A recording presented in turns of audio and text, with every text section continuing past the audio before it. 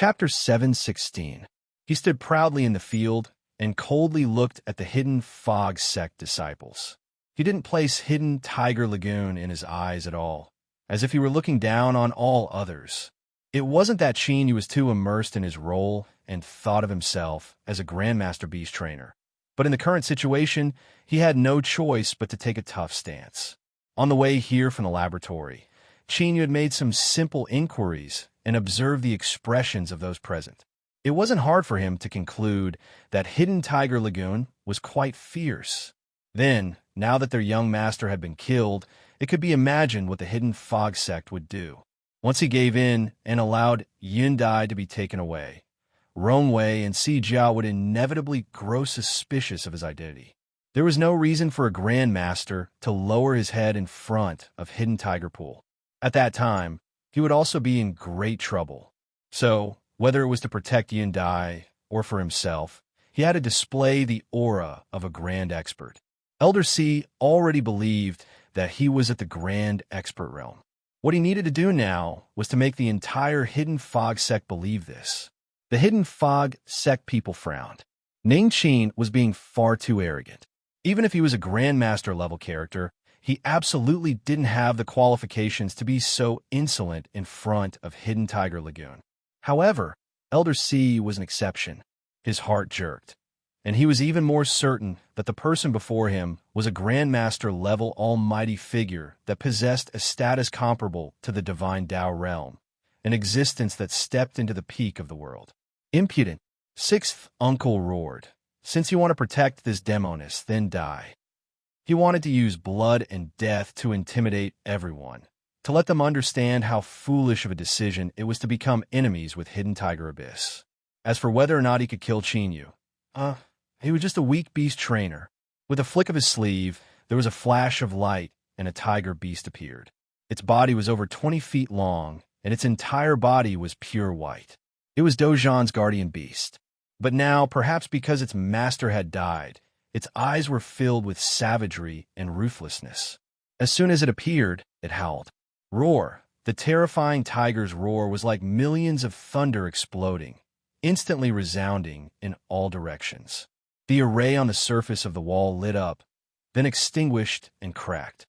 In the next moment, the entire residence, with the main hall as the center, was shattered and sent flying by a violent force. This was the reason why Sixth Uncle was so confident. This pure white tiger was a gift from the city lord to Dozhan. It was extremely powerful, almost comparable to a great Tao realm existence. With it attacking, this little beast trainer would be torn to shreds in a single clash. Sixth Uncle sneered, "Tiger beast, kill him." He pointed a finger at Chenyu. The tiger beast's eyes instantly locked on Chenyu. Its forelimbs fiercely gathered strength, and it shot forwards like an arrow. The Hidden Fog sect master sighed inwardly, a helpless look in his eyes. After so many twists and turns, the Dark Star Ice Serpent still had to die. Perhaps this was fate. In the eyes of the other upper echelons, there was pity and mockery. Disregarding Hidden Tiger Abyss as if it was nothing was truly an extremely stupid thing to do. This group of lunatics were not normal people. They had many concerns and considerations. If they were angered, they would immediately be attacked by swords. No matter who you were, they would kill you first. This time, Ning Qin's pretense had obviously failed, and he had instead delivered his own life. It was as if everyone could already see the scene of him being torn apart on the spot by the tiger beast, and then being devoured by it. Elder C's eyes brightened as he stared intently at this scene. Without a doubt, this was the best test. If Ning Qin really was at the Grandmaster boundary, then this tiger beast wouldn't be able to injure him. On the other hand, if he wasn't a Grandmaster, then he couldn't blame anyone if he died. Rongwei and Si Jia had calm expressions. They had already seen an even more astonishing scene. Even the powerful Dark Star Ice Serpent was as subservient as a kitten in front of Mr. Qin, much less this tiger beast. To order a spirit beast to attack Mr. Qin was simply ridiculous. Strong winds blew against his face, and a foul stench wafted around him. Facing the tiger beast's gaping maw and its sharp fangs, Chenyu wasn't startled at all. Rather, he was overjoyed. He thought that this was a timely reign. Just as he was worrying about how he could quietly reveal his Grandmaster boundary strength and awe the entire Hidden Fog sect, someone had immediately handed him a pillow. If he didn't make good use of it, he would simply be letting down Mr. Chinyu. Thus, what fell into everyone's eyes was another scene. The following paragraph was from the autobiography of a Hidden Fog sect high-level figure in his later years. The white tiger rushed forwards, but it saw that Mr. Chin remained unmoved, like a mountain standing on the earth, unafraid of the wind and rain. The tiger beast savagely roared, as its sharp fangs and claws reached Mr. Chin. Mr. Chin lifted his hand and pressed it down. In the next moment, the tiger beast bowed down, and everyone in Hidden Tiger Lagoon was horrified. To sum it up simply, Chinyu had smoothly displayed the demeanor of a great master in front of everyone. He had easily suppressed the tiger beast in front of him. The entire hall fell deathly silent. Only his calm voice spread into everyone's ears. Although it wasn't loud, it was like billowing thunderclaps that shook the mind. This tiger beast isn't enough to kill me. At this time, he had to call himself high and mighty in order to match his status. Sixth Uncle's eyes widened. He froze where he was. He never imagined that such a scene would appear in front of him. As for everyone else, their eyes popped out of their sockets and their jaws dropped to the ground. With just a lift of his hand, without any other movements or even any extra aura, the savage and bloodthirsty tiger beast of Hidden Tiger Lagoon had been directly subdued. If they hadn't seen it with their own eyes, they wouldn't have believed it at all. Beads of sweat dripped down Elder C's forehead. He felt as if he had just narrowly escaped death. Luckily, C. Jian knew of this and told him at the critical moment. Otherwise, everything would have been over. To possess great potential and suppress the world's spirit beasts with a wave of his hand. The Grandmaster realm. This was the true Grandmaster realm. There was no mistake about it. In the deathly silence, Yun Dai suddenly stepped forwards and fell to her knees. Teacher, this is all this disciple's fault. I have caused you to go against your original intentions. I asked teacher to punish me. If it weren't for her, how could her teacher have exposed his identity? Although she didn't know why her teacher had hidden himself, she had undoubtedly ruined his plans. As a disciple, this was a grave mistake. Her words awakened the stunned crowd. Elder C was the first to speak. Mr. Chin, rest assured that the Hidden Fog sect will keep their mouths shut and not reveal a single word to anyone. The Hidden Fog sect master took a deep breath and bowed. Elder C's words are my promise to Mr. Chin. A bitter light flashed in the depths of his eyes before turning into relief. Perhaps this result was already the best he could hope for. With Mr. Ning Chin's help, the Hidden Fog sect would definitely have the last laugh in the Beast King War of the Seven Sects. They might even be able to lift the shackles that imprisoned them. However, the premise of all of this was that Mr. Ning Chin didn't change his original intentions and continued to help the Hidden Fog sect. Then, there was no need to discuss how to deal with tonight's matters. The Hidden Fog sect master had a solemn expression. Sixth brother, I believe that there must be some misunderstanding in this matter. Let's investigate this matter before making a decision. No matter how overbearing Hidden Tiger Lagoon was, facing a Grandmaster Realm Master, they would inevitably choose to retreat. Even if Dozhan was the City Lord's most beloved son, he didn't have just one son. If he were to become enemies with a Grandmaster because of this, then that would truly be stupid. Everyone knew that Hidden Tiger Lagoon was a crazy and ruthless person who would often start a massacre at the slightest disagreement. But if they were truly a bunch of lunatics, how could they have survived until today? Beneath the madness of a demon, there was also a calm heart that considered gains and losses. The Hidden Fog sect master believed that the City Lord would make the right decision. Grandmaster, it was actually a Grandmaster. Sixth Uncle's complexion paled. This didn't match the information he had obtained. If he had known this earlier, the Parliament would have never arranged such an event. But he had already fallen into the trap. Unless he completed the mission, all that awaited him was death. Return to Hidden Tiger Lagoon? With the City Lord's strength and wisdom, he could easily find out the truth of the matter. At that time, his fate would be even more miserable. He was stuck in a dilemma. Either way was death. Sixth Uncle's thoughts raced. He clenched his teeth. Since he was going to die either way, he naturally had to go all out. He couldn't just helplessly wait for death to arrive. Ha ha ha! What a great Grandmaster powerhouse. The peak of the world. Mr. Ning Qin, you indeed have the qualifications to make a decision with a single word, leaving us helpless and protecting your disciples. But what about our fates? There are over 170 people that followed young Master Dozin to the Hidden Fog sect. Once we return to Hidden Tiger Lagoon, we will surely welcome the wrath of the city lord and be reduced to ashes and pain. Sixth Uncle roared, because of a single word from you, we will all die without a grave. Mr. Ning Qin might not care about a mere 170-some lives, but we also have families and loved ones. Newlywed wives, elderly mothers, babies in swaddling clothes, they're all waiting for their loved ones to return. The air fell deathly silent. Only his roars echoed in everyone's ears. Many people revealed expressions of pity.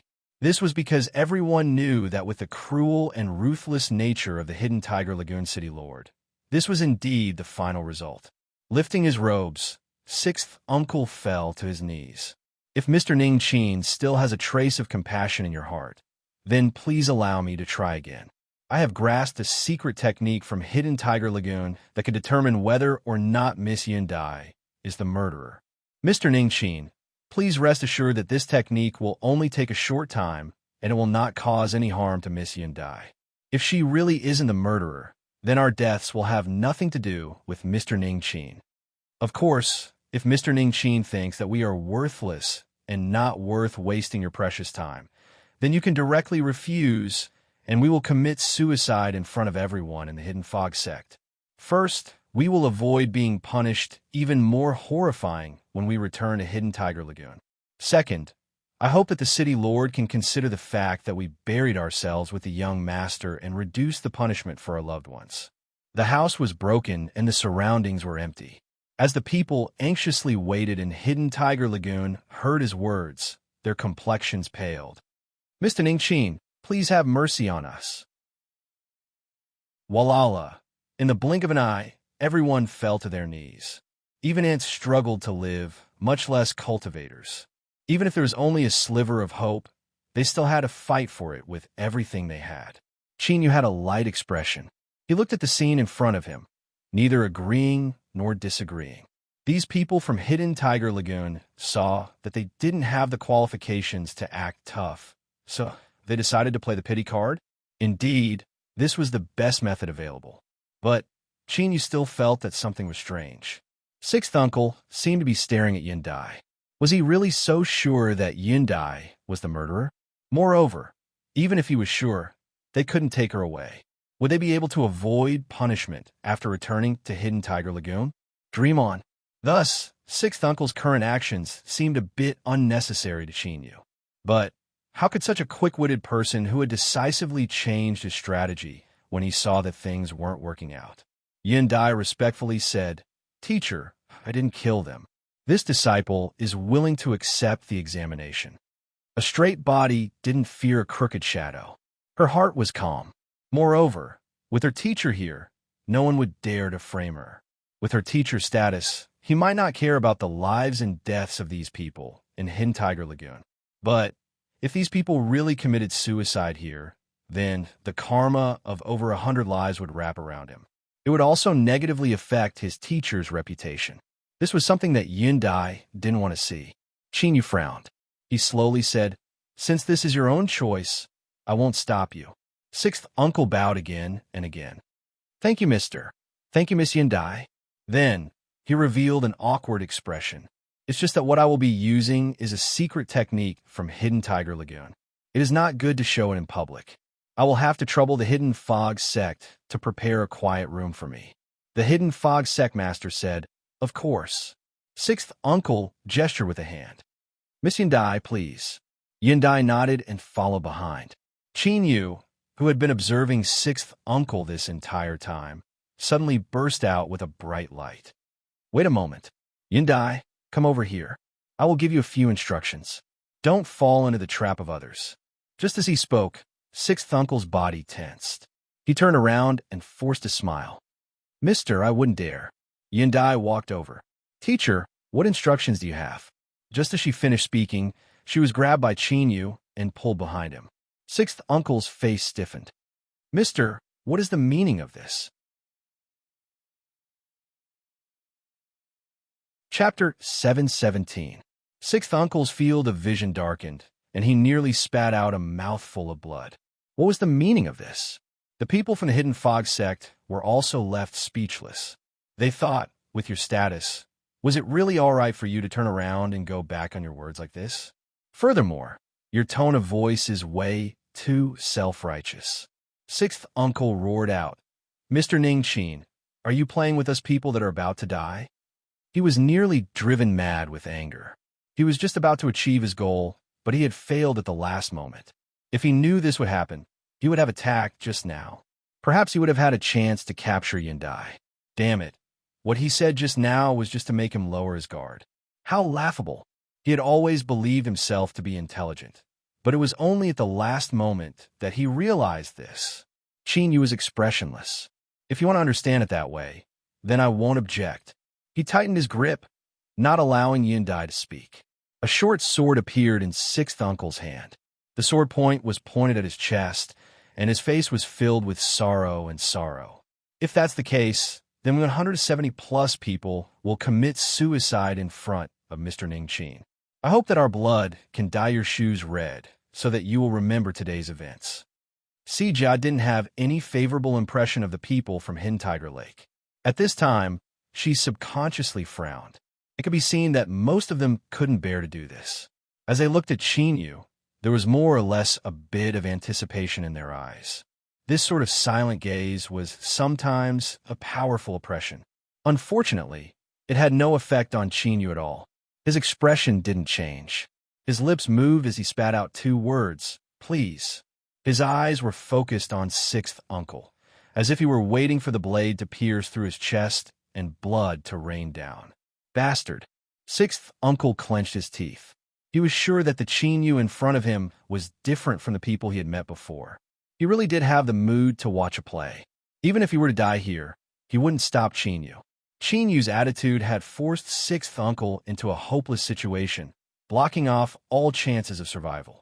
This was the so-called 10 deaths without a chance of survival.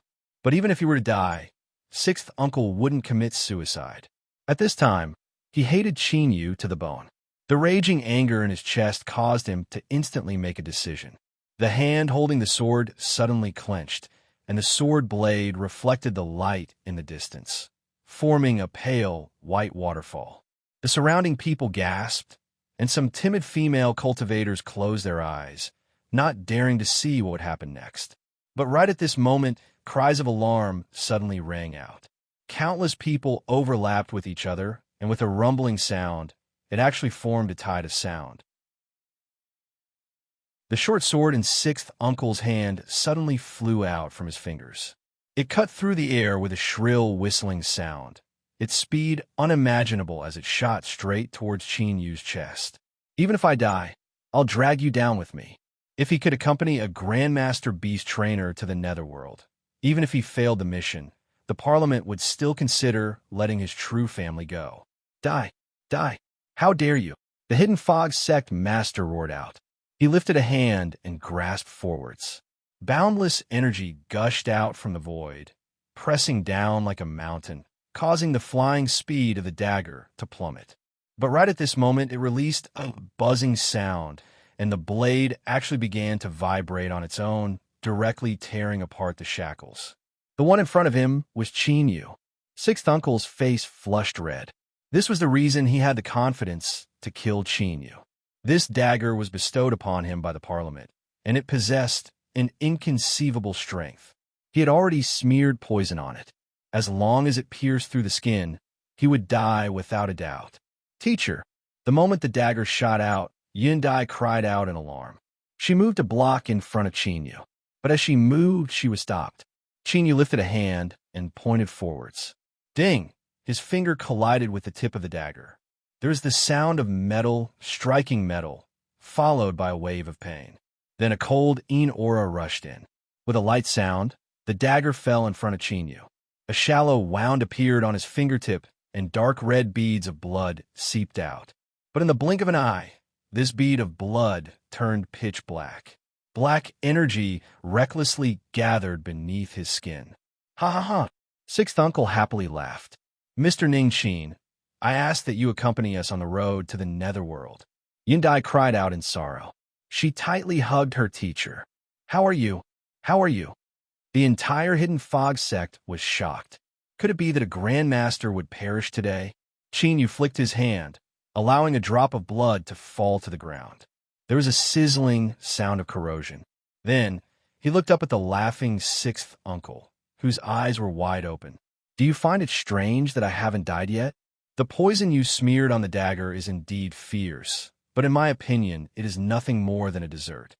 With a thought, the black energy that was rampaging around his body vanished at a speed visible to the naked eye. Finally, all of it converged into his fingers hidden beneath his sleeves. No, this is impossible. Sixth uncle's mind was in chaos. In the next moment, he emitted a pitiful scream. Billowing infernal energy broke out from his body, condensing into the phantom of a fierce tiger that crazily tore at his soul. That strike just now had consumed too much strength. At this moment, he lost control of his mind and lost control of his body. Tiger slaughter. Several Hidden Tiger Lagoon cultivators screamed out. He killed the young master. The white tiger that had been subdued by Qin Yu suddenly regained clarity in its eyes. It roared and rushed forwards, biting off Sixth Uncle's throat. Blood fell onto its pure white fur, particularly striking. It also confirmed the words of the Hidden Tiger Lagoon cultivators. Dojan had really died under his hands. Yindai stiffened. She seemed to think of something horrifying, and her complexion paled. Chinyu looked deeply at her.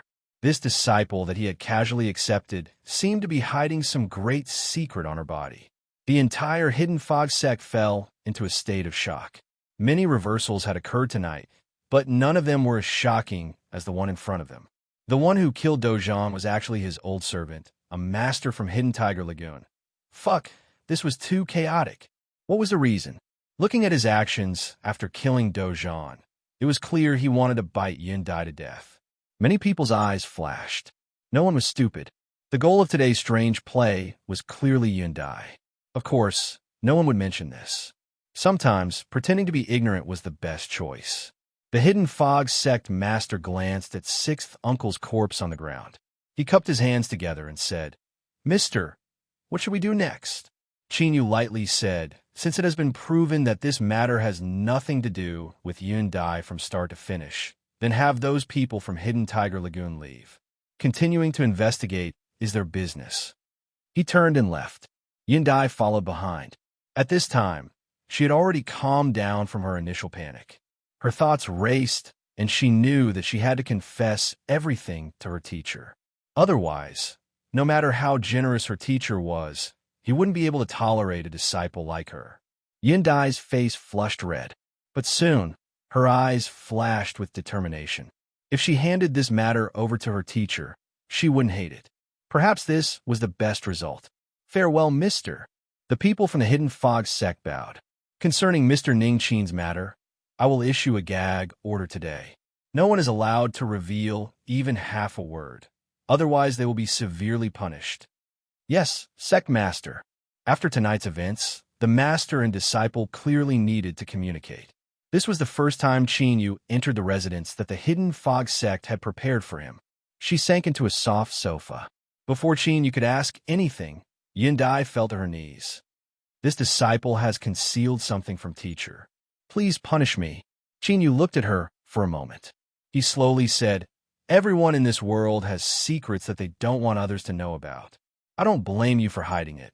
But if what you are hiding will cause additional danger, then that is a completely different situation. I think you should at least give me some reminders. Yundai trembled. This disciple knows her wrongs. Teacher, please don't drive me away. I am willing to give it to teacher. Looking at her flushed face, Chinyu was a bit puzzled.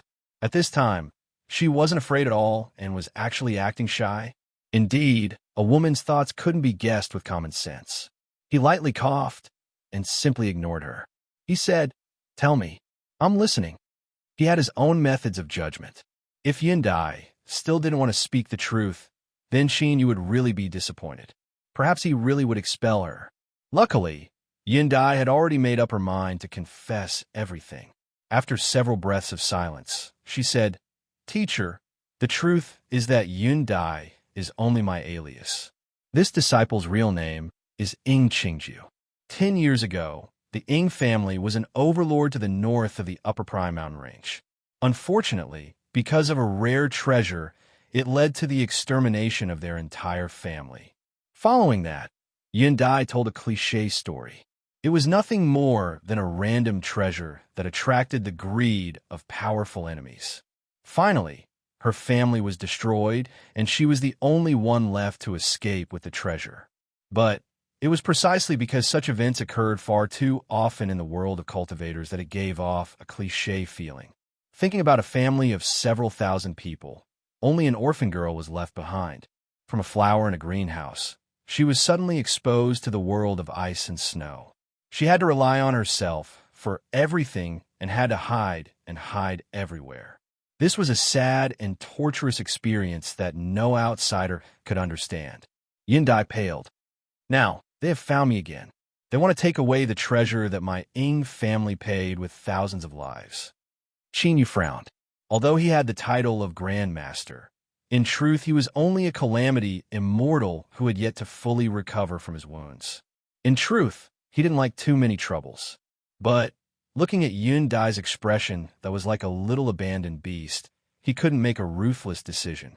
Yu secretly mocked himself for being soft-hearted. He said, "Yundai, what do you plan on doing next? If everything was as she said, then things wouldn't end here."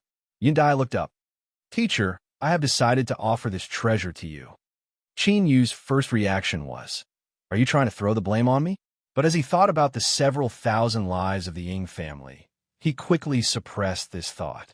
Since this is something that your Ing family risked their lives to protect, how could you give it away to others? You should keep it for yourself. Yundai had a bitter expression. In the end, this is all a disaster caused by greed. If the Ing family elders had been able to recognize the situation in the past and promptly gifted the treasure, then we wouldn't have fallen into such a situation. Besides me, the entire Ing family bloodline has been severed.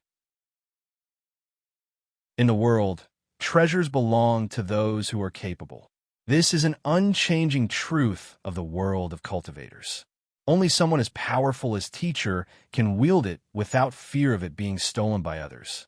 This disciple has no other request. I only hope that Teacher can do this, and that the several thousand lives of the Ing family are not lost in vain. As she spoke to hear, she suddenly approached Yu. Her face flushed red and her body shivered. For the last 10 years, the treasure has fused together with this disciple. Since Teacher obtained me, you can also obtain it. As she spoke to hear, Yundai couldn't hold on any longer. Her legs buckled and she fell towards Yu. Her eyes were half closed, and her breath was like orchids, as if she were waiting for him to pluck her wherever he wanted. Moreover, there was also a treasure that had caused a bloody massacre. This temptation was enough to move one's heart. But Yu's reaction gave him a fright. He hurriedly stood up and supported her. "Yundai, stand still first. If you have anything to say, then let's talk it out." Yundai mumbled, "Teacher, I won't pester you, and I definitely won't make you take responsibility for me. Just consider this as helping this disciple free herself."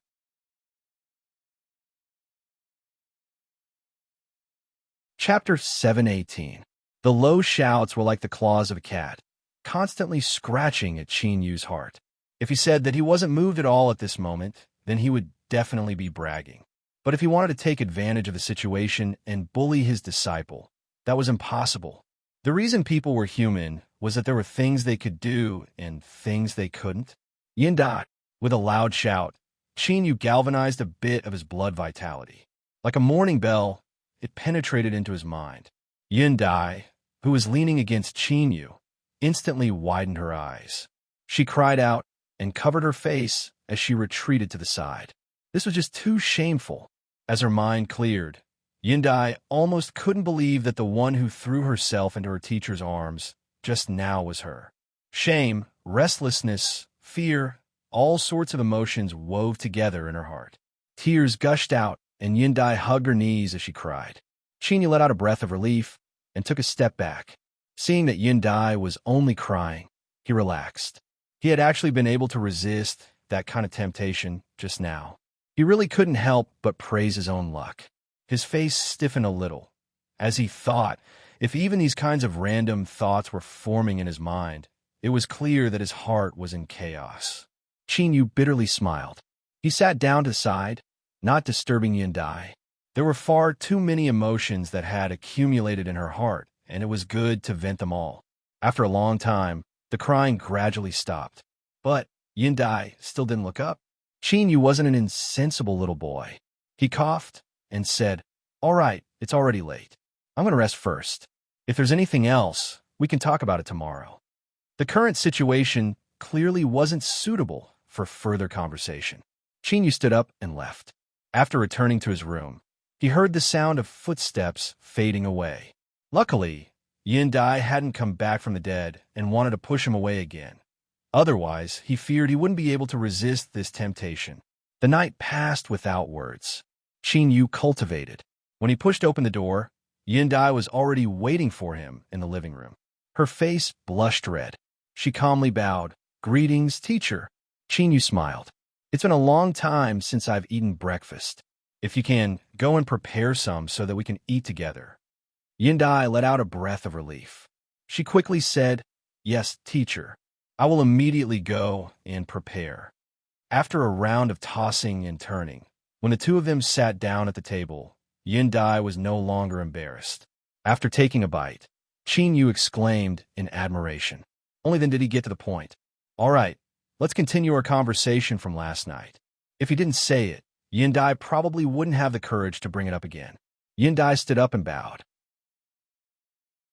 "Teacher, please forgive me for my offense last night. It was really me who was confused." Qingyu smiled. "There's no need to mention the past. I still don't know what that treasure is, but I'm a bit curious." Yindai's face was filled with praise and disbelief. "Although this disciple has already obtained it for 10 years, I cannot say exactly what sort of treasure it is. But without a doubt, it is an existence that can seize the good fortune of the heavens and earth." Qingyu's eyes brightened. "Sit down and talk." He also understood Yundai's temperament. She didn't have the habit of exaggerating things. Since she said this, it must be very precious. "Thank you, teacher." Yindai sat down. After making some preparations, she continued to say, "This treasure is called the Chaotic Sky Chronicle. It is rumored to have endless miraculous uses, but I have only obtained the abilities of a beast trainer. As long as you have a thought, the Chaotic Sky Chronicle will give you an answer." Qingyu was startled. His eyebrows gradually furrowed together, a look of disbelief in his eyes. Yindai nodded. "That's right. It is just as teacher thought. When I treated the Dark Star Eye Serpent and the Wonder Beast, the treatment plan I proposed came from the Chaotic Sky Chronicle." As she spoke to hear, her face blushed red. This disciple must apologize to teacher. At the time, I was afraid that I would arouse too much attention, so I deliberately altered the treatment plan. This is why it gave off the feeling that there was a great flaw in it. But as long as it is treated according to the law, there will still be satisfactory results. This disciple would never dare to harm teacher. "Wait a moment." Qingyu revealed a look of surprise. "Did you just say that even if the treatment plan wasn't completed, there would still be satisfactory results in the end?" Yindai sighed inwardly. Teacher truly had a keen sense. He had immediately grasped the crux of the matter. She respectfully said, "Yes, teacher, this is what I wanted to say next. It is another amazing ability of the Chaotic Sky Chronicle. Any beast trainer treatment plan it gives, whether it's training, treatment, or enhancement, will have an amazing effect of turning something rotten into something magical. It is because of this that I deliberately altered the treatment plan. I didn't want the results to be too amazing and draw too much attention. But now, it seems that I was still too careless. In the end, I was found by them. Qin Yu remained silent. Reason told him that this was impossible. How could a treasure possess such an inconceivable ability? But Yundai wouldn't lie to him. Looking at Qin Yu's silent face, Yundai was at a loss as to what to do. She fiddled with the hem of her clothes, her face flushing red. If teacher changes your mind, disciple is still willing to give the chaotic sky chronicle to you, Qin Yu bitterly smiled. It would be a lie to say that he wasn't tempted. If he could obtain the chaotic sky chronicle and then combine it with the little blue lamp's abilities, he would instantly transform into a genuine Grandmaster level character, perhaps even more fierce than a Grandmaster. But last night he had sternly refused, and just now he said that there was no need to mention matters of the past. How could he have the face to have any thoughts of hitting on a female disciple? Cough. Yundai, you've misunderstood. I was just thinking that such a mystical treasure actually existed in this world. Qin Yu waved his hand. He thought for a moment, and then said with a solemn expression, as you said, the chaotic sky chronicle is so precious. Since it has already been discovered, they won't give up so easily. Yundai shivered. She bitterly nodded. Teacher is right. Qin Yu said in a low voice. Do you know who it was that killed your family's several thousand people? Knowing who they were was always better than not knowing anything. But Yundai's reply caused his chest to tighten. Teacher, this disciple was very young in the past. The elders in my family only said that it was a terrifying influence. In other words, she didn't know anything. Qin Yu took a deep breath. Whatever. From how they used Hidden Tiger Lagoon to kill people and frame others, it can be seen that while the influence coveting in the dark is powerful, they still have great scruples and don't dare to recklessly attack. This is good news for you and me. Yundai's eyes widened, a moved expression on her face. Teacher, you won't drive me away. In her opinion, even if her teacher didn't expel her, he would still drive her back to Mid-Morning City to avoid being implicated in the future. I ruined their plans last night, and have already formed a grudge with them. Even if I let you leave, you might not be able to avoid trouble. Qin Yu's expression was light. Moreover, since you are my disciple, I will do my best to protect you. With Yundai by his side, it was no different from him wielding the chaotic sky chronicle. With his attributes superimposed together, he was a true Grandmaster. Even if he faced the influence coveting in the dark, he would still have the strength to fight back with his status. Moreover, the Beast King War of the Seven Sects was about to begin. With Yundai's help, the Hidden Fog sect had a greater chance of winning. Qin Yu had his own considerations. But in Yundai's opinion, her teacher didn't covet her treasures, nor did he covet her beauty. Rather, he was willing to shelter her from the wind and rain, to protect her. Her teacher was too good. In this world, there was no teacher better than him. Yundai's eyes were red and watery. She respectfully bowed to the ground. If this disciple can be safe, it will all be because of teacher's protection. In the future, even if my bones are torn to pieces, I will repay teacher's graciousness. Looking at Yundai kneeling on the ground and the enchanting curves of her body, Qin Yu's eyes slid to the side. He felt a bit awkward, and he couldn't help but think that this time he had likely caused this female disciple's favorable impression of him to explode. Although he didn't have any other thoughts towards Yundai, this didn't stop Qin Yu from feeling a bit refreshed. Perhaps this was the unavoidable and deep-rooted bad instinct of a male when facing a beautiful female. Zhou Li hesitated outside the reception hall for a moment before walking in.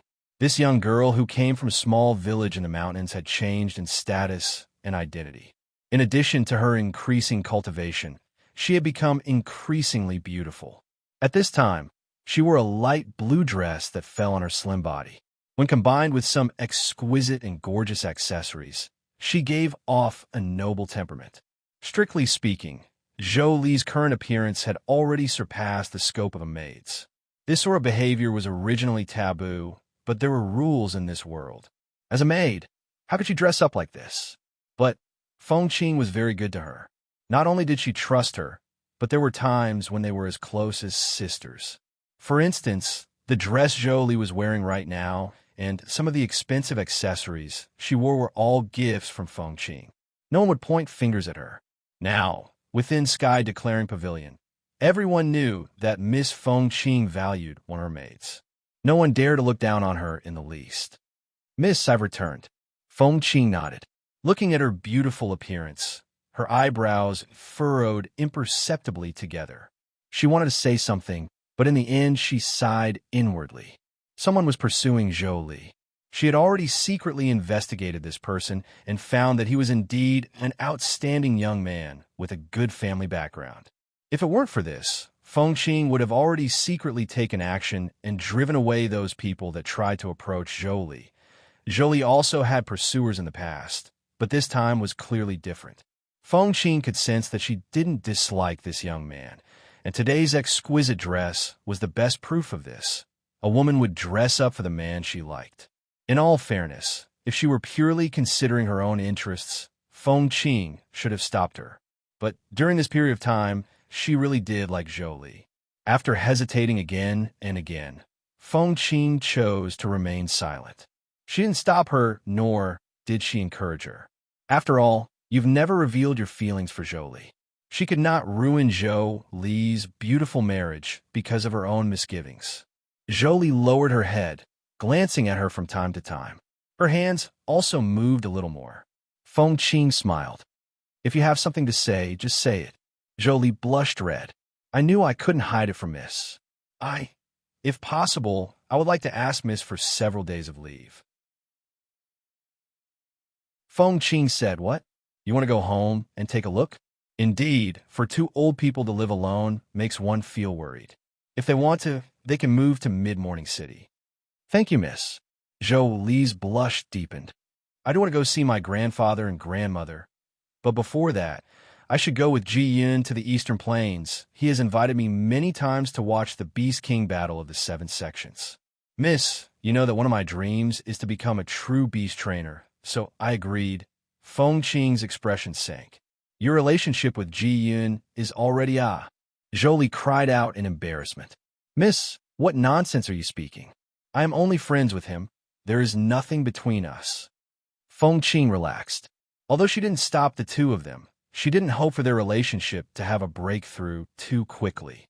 "You secretly went to the Hidden Fog sect. Although you didn't state the reason, with Fengqing's intelligence, it shouldn't be hard for her to guess the twists and turns. You should also be participating in the Beast King battle of the 7 sections. If you see Jolie and Ji Yun go together, you will naturally understand everything. At that time, whether you want to help them or not, that will be up to you to decide." With a decision in her heart, Fengqing nodded. "All right, I approve your vacation. Go out and have fun, but you need to be extra careful in matters between men and women. I think you should understand this." Jolie was both happy and embarrassed. She stamped her feet. "Miss is speaking nonsense again. I won't bother with you anymore. I'm leaving." She turned and flew away like a butterfly. Looking at her departing back, Fengqing sighed. She didn't know whether to feel happy for Jolie or regretful.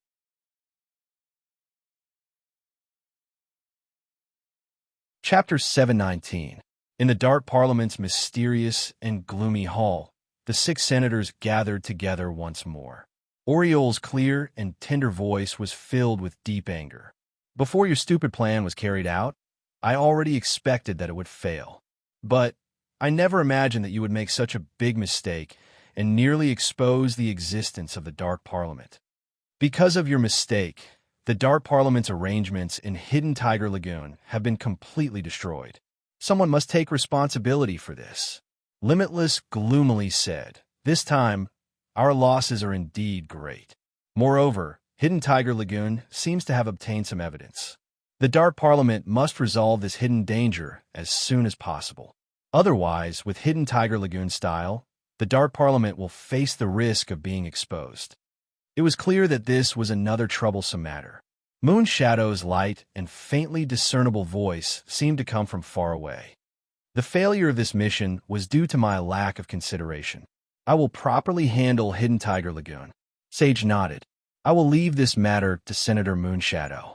He swept his eyes around the hall. Everyone, the second attempt has failed. There are many reasons for this, but the most important one is that we failed to discover that Ning Qin has the strength of a grandmaster. But fortunately, the direction we are working towards isn't wrong. The plan that Yun Dai took out at the Hidden Fog sect to treat the Dark Star-Eye Serpent has been confirmed to have an extremely formidable effect. Without a doubt, it comes from the Chaotic Sky Chronicle. Oriole coldly sneered. I propose once more that we immediately pressure Ning Qin and force him to hand over Yun Dai. This time, I don't think there will be any senators who will object. Limitless lightly said, if the matter of Hidden Tiger Lagoon is exposed, Ning Qin will surely be suspicious. We cannot wait any longer. He raised his hand. I agree with Senator Oriole's proposal. This time, no one objected. It was passed with 6 votes. Oriole's voice was filled with excitement. I am the leading proponent. Then, leave this matter to me. I will definitely achieve the Dark Parliament's goal in the shortest time possible and obtain the Chaotic Sky Chronicle. She looked at Sage. Sage was silent for several breaths of time and then slowly nodded. All right, but I hope that Senator Oriole will act appropriately. This was a vague reminder. Senator Jasmine's premonition seemed to have been verified, but she feared that a Grandmaster-level beast trainer still wasn't Ning Qin's bottom line. Huang Ying's figure dissipated with a bang. While the flames flowed back to the torch, her loud laughter echoed in the hall. This is my business. I don't need to trouble Counselor Sage for advice. Limitless chuckled. Then, I'll wait for the good news. At the end of the 3rd meeting, the Hidden Torrent had already begun to quietly attack the Hidden Fog sect. In order to prevent anything from happening to Yun Dai, after a short discussion, the master and disciple decided to stay in the laboratory for the time being. At the same time, he used the excuse of an experiment to request the Hidden Fog sect to clear out the surroundings and send a massive number of cultivators to guard the area. All sorts of defensive array formations were activated one by one. The losses would be borne by the Hidden Fog sect, so this naturally wasn't within the scope of the master and disciple duo. Of course, after learning that Mr. Ning Qin was a grandmaster, the Hidden Fog sect's attitude became even more respectful. They agreed to this small request without batting an eyelid. At the same time, a generous gift passed through Roan Wei's hands and was delivered to Qinyu. According to the Hidden Fog sect's explanation, this was only the basic reward for troubling the Grandmaster. After the Beast King War of the 7 sects, the Hidden Fog sect would deliver a truly great gift. There was clearly a hidden meaning in these words. Qinyu smiled and naturally responded. He had Roan Wei pass on the message that the previous promise was still valid, but he also asked the Hidden Fog sect to remember their promise. After winning the Beast King War, one of the rewards would be given to him.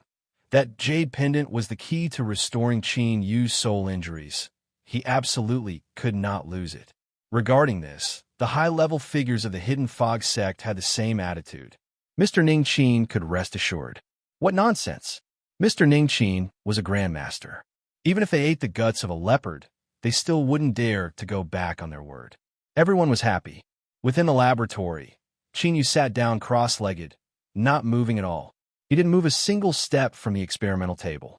Of course, most of the equipment had already been changed. He still needed to disguise himself. The little blue lamp purified the materials and then handed them over to Roan Wei to mix. This was clearly a lazy action, but it actually moved Mr. Roan to the point where he nearly burst into tears. Mr. Ning Qin treats me well. Thus, the current Qinyu spent a great deal of time recovering from his injuries. In a treatment plan that Yun Dai had given to the Hidden Fog sect, the Dark Star-Eye Serpent was only able to use around half of it. As for the remaining precious spiritual objects, he could freely control them. Many of them could be used to nourish and strengthen the mortal body. Because of the power of space annihilation, his bodily strength had reached a bottleneck. Even so, it was still useful. It was just that it wasn't too obvious. Before he could find a way to expel the power of space annihilation, every bit of strength he could improve was every bit of strength he could. Perhaps in a critical moment, he could save his life. Suddenly, Qin Yu's eyes flashed open, a happy smile on his face. You've finally woken up. Within his soul space, the purple moon that had been silent for a long time suddenly began to shine with a dim brilliance. Then, a mote of light flew out, expanding into the cosmic sea-cross bell. But now, its surface was stained with a purple hue. Although it was still damaged, it seemed to have gained a bit more texture. Qin Yu, it's only been a short period of time since we last met, so how did you end up in such a distressed state? Mimi cried out in alarm. Then, there was a flash of light, and a cute girl in a purple dress appeared. Qin Yu's withered soul opened its eyes, a helpless look on its face. After you fell asleep, many things happened. It's hard to explain them all at once. Mimi waved her hand. Then there's no need to explain. I'm so hungry, I'm so hungry. Helping you this time really was a great loss. She grumbled as she stared at Qin Yu. You can definitely help me find delicious food, right? Qin Yu bitterly smiled. He certainly knew what food the little girl was talking about, but where would he find it in such a short period of time? Purple moonlight gathered, forming the outline of a purple moon. It was translucent, as if it could be blown away by a gust of wind. She softly said, Mimi. Although the little girl was unhappy, she obediently shut up.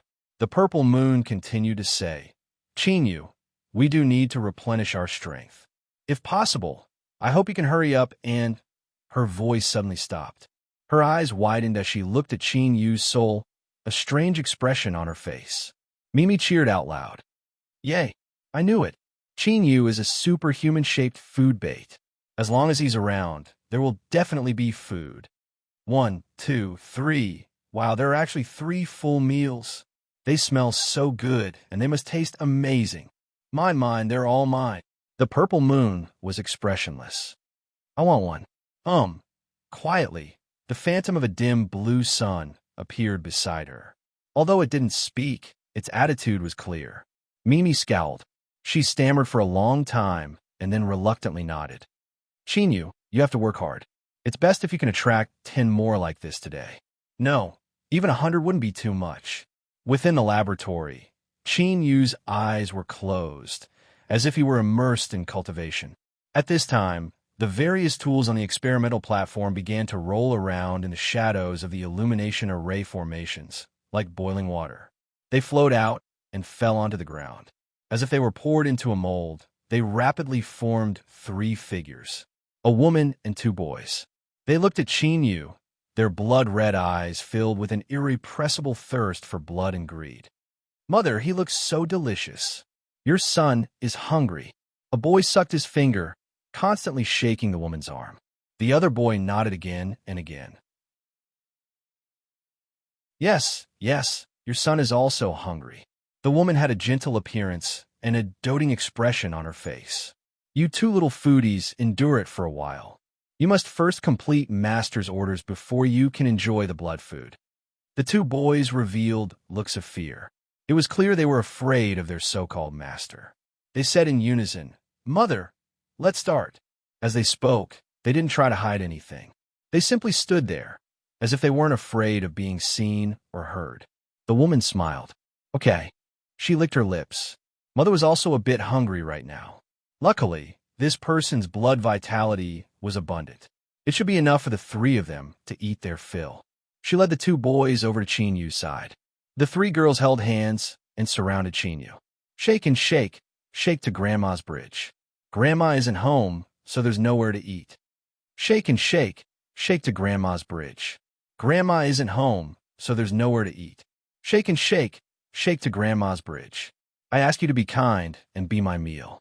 Shake and shake, shake to Grandma's bridge. If you don't speak, I'll take it as you agreeing. The boys cheerfully sang. They jumped up and down, pulling their mother as they spun around Qin Yu. Gradually, strands of bloody light emerged, like a spreading spider web, trying to drill into his body bit by bit. At this time, Qin Yu's eyes flashed open. Everything around him was quiet, but he could clearly feel the cold, energy rolling around him. All the hairs on his back stood up. A blue light flashed in Qin Yu's eyes. Then he saw the blood-red net, as well as the woman and boy in front of him. Mimi, Purple Moon's dissatisfied voice sounded out. Hee hee, I'll give it a try and see if Chinyu's courage is big or not. All right, I don't want to play anymore. I'm so hungry, so hungry.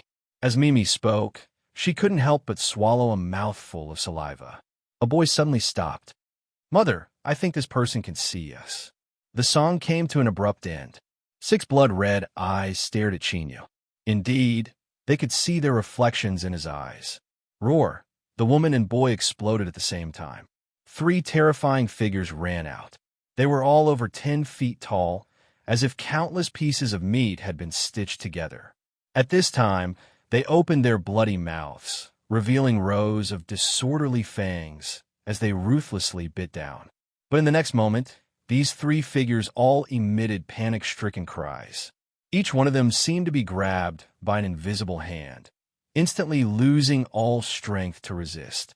Whoosh, whoosh, whoosh, the 3 terrifying figures rapidly shrank, turning into 3 blood-red dots that submerged into Chinyu's forehead.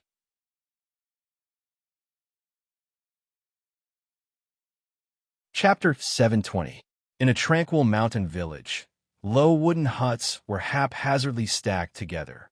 The crooked village path had become muddy because of a recent rain, but this didn't affect the children in the village from playing.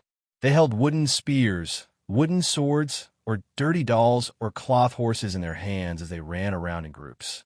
Their tiny feet left deep footprints on the muddy ground, and not long after, they were completely covered up. The muddy road was still muddy, as if nothing had changed from before. It was still dark and dirty. Big sister, slow down. I'm tired and can't keep up. A cute little girl covered in mud, but with a fair and tender face, shouted up. She held a steamed bun in her hand. She gripped it so tightly that it was still steaming. Haha, little Jun, are you trying to catch me? Only a girl who can run fast can grow tall in the future. Only then can she win Big Brother's favor and become his most beloved bride. The 11 or 12-year-old girl in front of him turned around. She had a soft and beautiful oval face, a small and delicate nose, and long eyelashes. Unlike the other children who were covered in mud, she had been running for a long time without a single speck of mud on her body. The little girl looked to be around 7 to 8 years old. She bit her lips and said, Big sister, I will definitely run very, very fast. I will grow tall and beautiful, and then marry Big Brother. Just as she finished speaking, she stumbled and covered her mouth with a steamed bun. When she took it away, an eye-catching red flower bloomed on the white steamed bun, like a rose in full bloom in the wind. The little girl paled. She looked not too far away, at the edge of the village. The sky was a bit dark there, so even if there were flames burning, it would be difficult to notice. She looked at the small courtyard that was rapidly swallowed up by the flames, as well as the 3 figures that were struggling in pain and then escaping. The little girl lowered her head and took a bite of the red steam bun. There was a look of surprise on her face. She whispered, I actually failed. The flames were extinguished. Everything, including the small courtyard, vanished from sight, leaving behind a silent emptiness. It was like there was one piece missing from a complete jigsaw puzzle. Then, the sky that covered that area was slowly extinguished. The emptiness was swallowed up, and the village became complete once more. Her sister walked over and patted her little head. She looked at the bloody steam bun and said, What is this? The little girl smiled innocently. Mother secretly made me a rose steamed bun. It's filled with flower petals. Sister, try it. It's really sweet. The elder sister took a bite and smiled happily. It's really sweet. The little girl hugged her. Big sister, I'm a little tired. Let's go back and sleep for a while before playing. The elder sister looked at her little friend who was running away. She hesitated for a moment before nodding and taking her away. They returned to the room and closed the door. The 2 girls took off their dirty clothes and went to bed. The older sister lay down and soon became drowsy. The little girl held her chin and looked at her beautiful face. She said softly, Big sister, you ate my steam bun. In return, let me eat you. How about it? Okay. The elder sister seemed to be murmuring in her sleep. The little girl smiled sweetly. Thank you, big sister. She pulled open the blanket and sat on her big sister's body. She hesitated for a moment before quickly bending down. Sizzle. She sat up and chewed with relish. Dark red blood dripped down from the corners of her mouth. She vaguely said, "As I thought, after so many times, what I like to eat the most is still Big Sister's nose." Beneath her, the girl's entire nose had been bitten off, revealing a horrifying nostril. Blood flowed out and dyed her clothes red. But she was still sleeping, as if she didn't know what had happened to her. Pata, pata. The sound of lips touching continued for a long time before it stopped. The little girl swallowed the last bite and patted her bulging belly. She smiled in satisfaction. "After I sleep for a while, I'll be all right. At that time, we can continue playing games." As she spoke, she lay down on the blood-soaked blanket and closed her eyes, falling into a deep sleep. The skies darkened and the skies brightened. Smoke rose from the chimneys of the village. The little girl opened her eyes. Her face was flushed red, and there wasn't the slightest bit of weakness from yesterday. She jumped out of bed and put on her clothes. She pushed open the door and saw that familiar figure again. She was facing the rising sun, drying the washed clothes. As the sunlight passed through, it outlined the young girl's youthful and slender figure. The little girl enviously looked at her for a moment. Then she smiled and shouted, "Big sister, you're out again." The young girl turned around. It was the one who had played with her yesterday. She smiled and said, "Little June, it rained last night, and many people were jumping into the mud. Do you want to go with Big Sister?"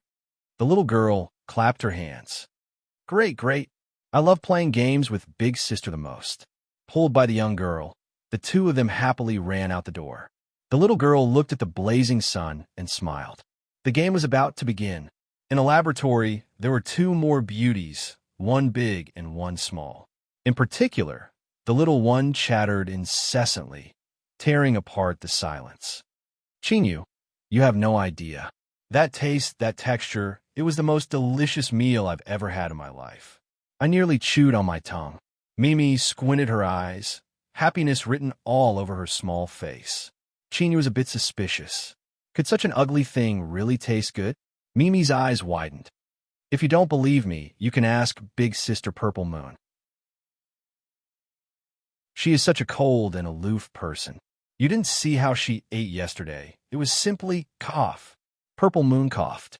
She looked over, a bit of anger in her eyes. Mimi's voice came to an abrupt stop.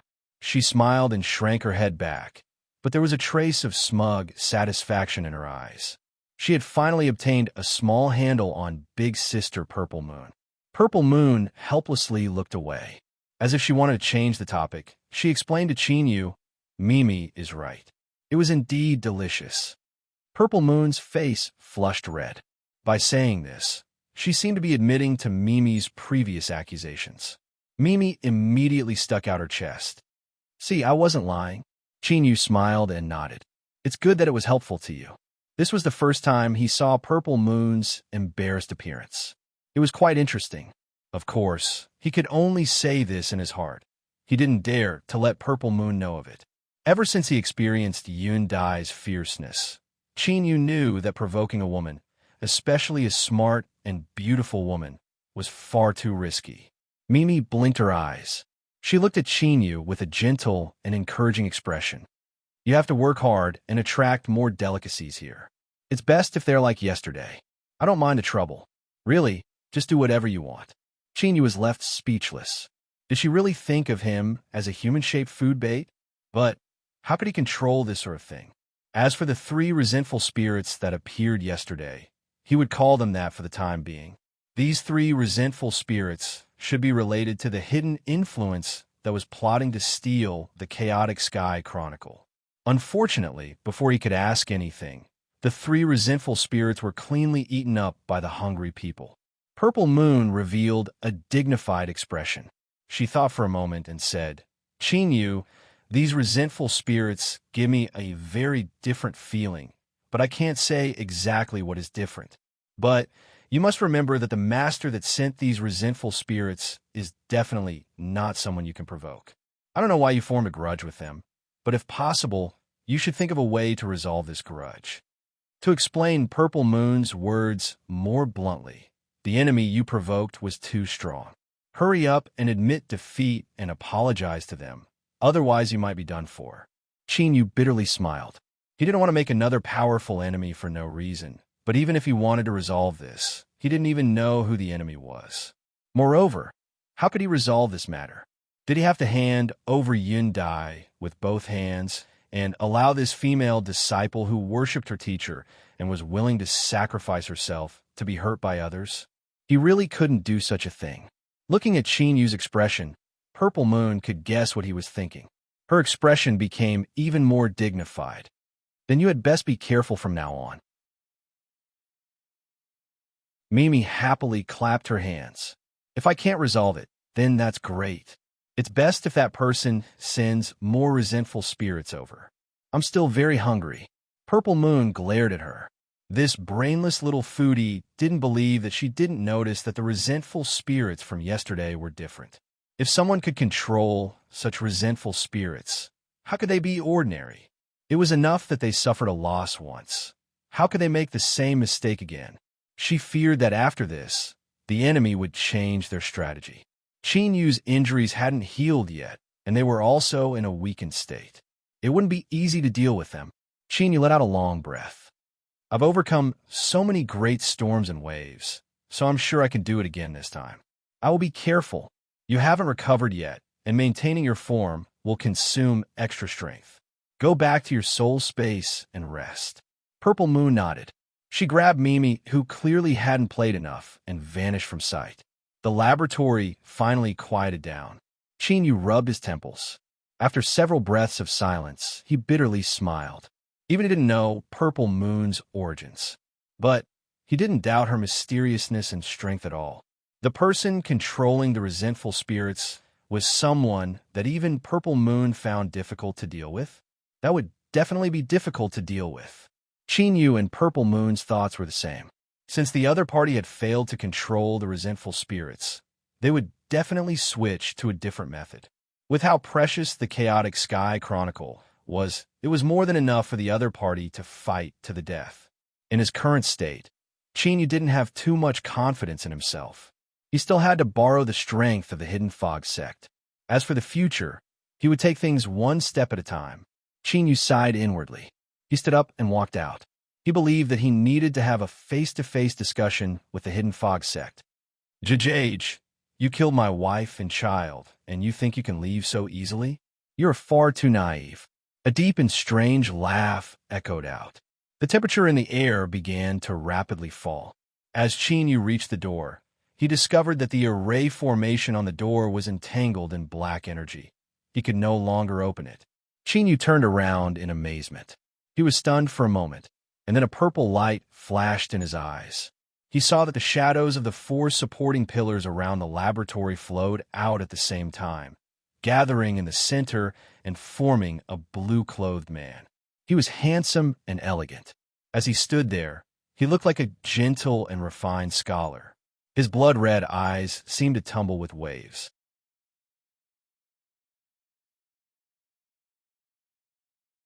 Chapter 721. Within her soul space, the Purple Moon was in chaos. She felt as if her own intelligence had been insulted. To be able to control such an extraordinary resentful spirit, one had to be an extremely powerful character. And in common sense, powerhouses were usually smart people, because idiots had long since been eliminated. But now, she had clearly warned Yu that it was best for this terrifying enemy to admit defeat and beg for mercy.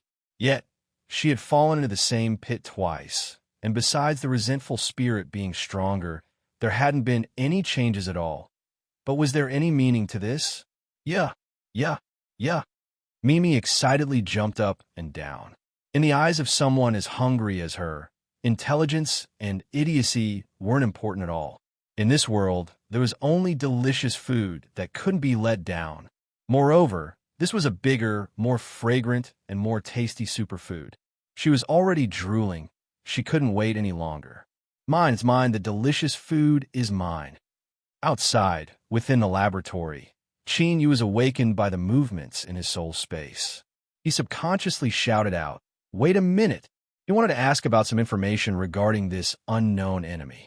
Across from him, the scholarly, blue-clothed, resentful spirit smiled.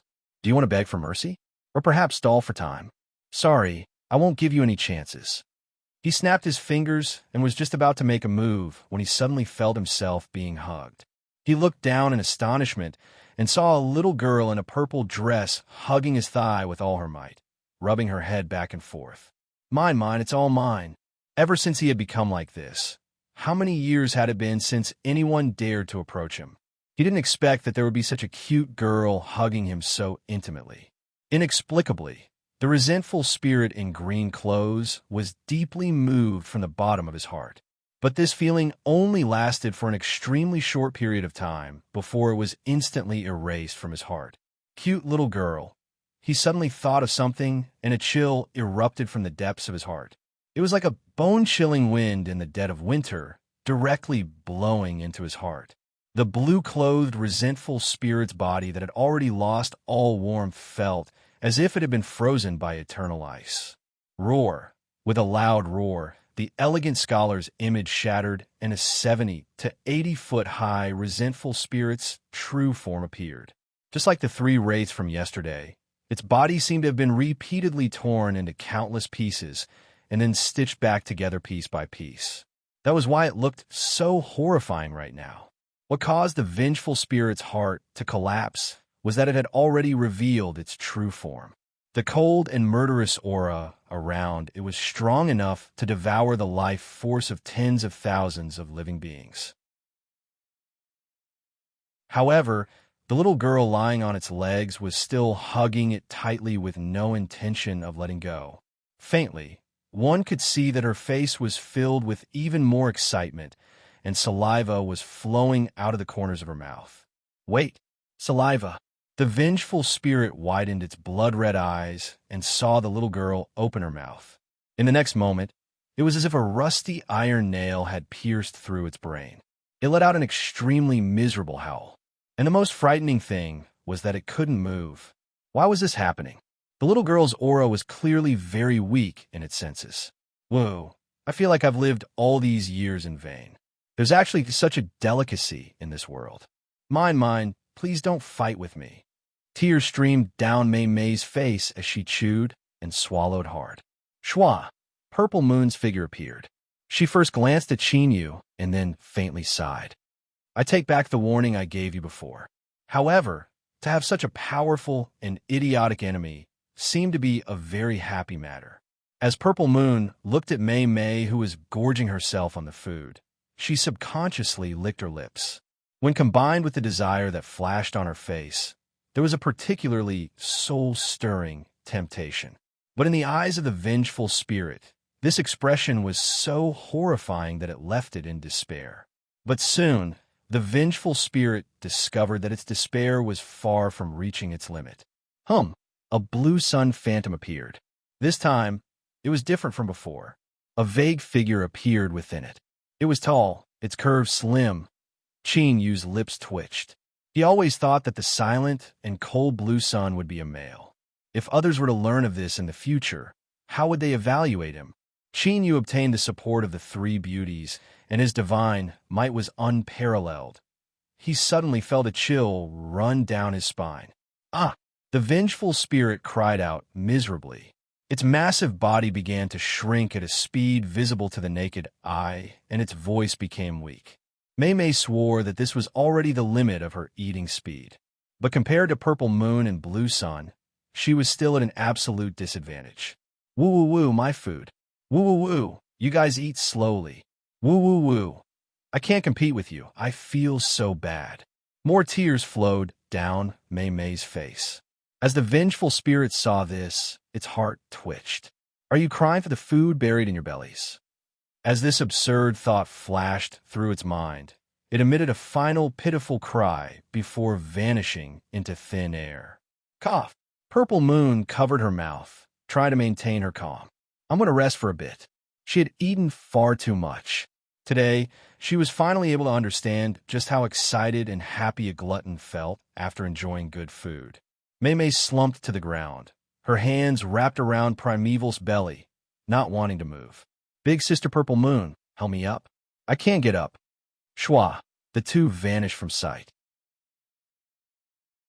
Within the blue sun, the slim figure seemed to glance at them for a moment before turning around and vanishing.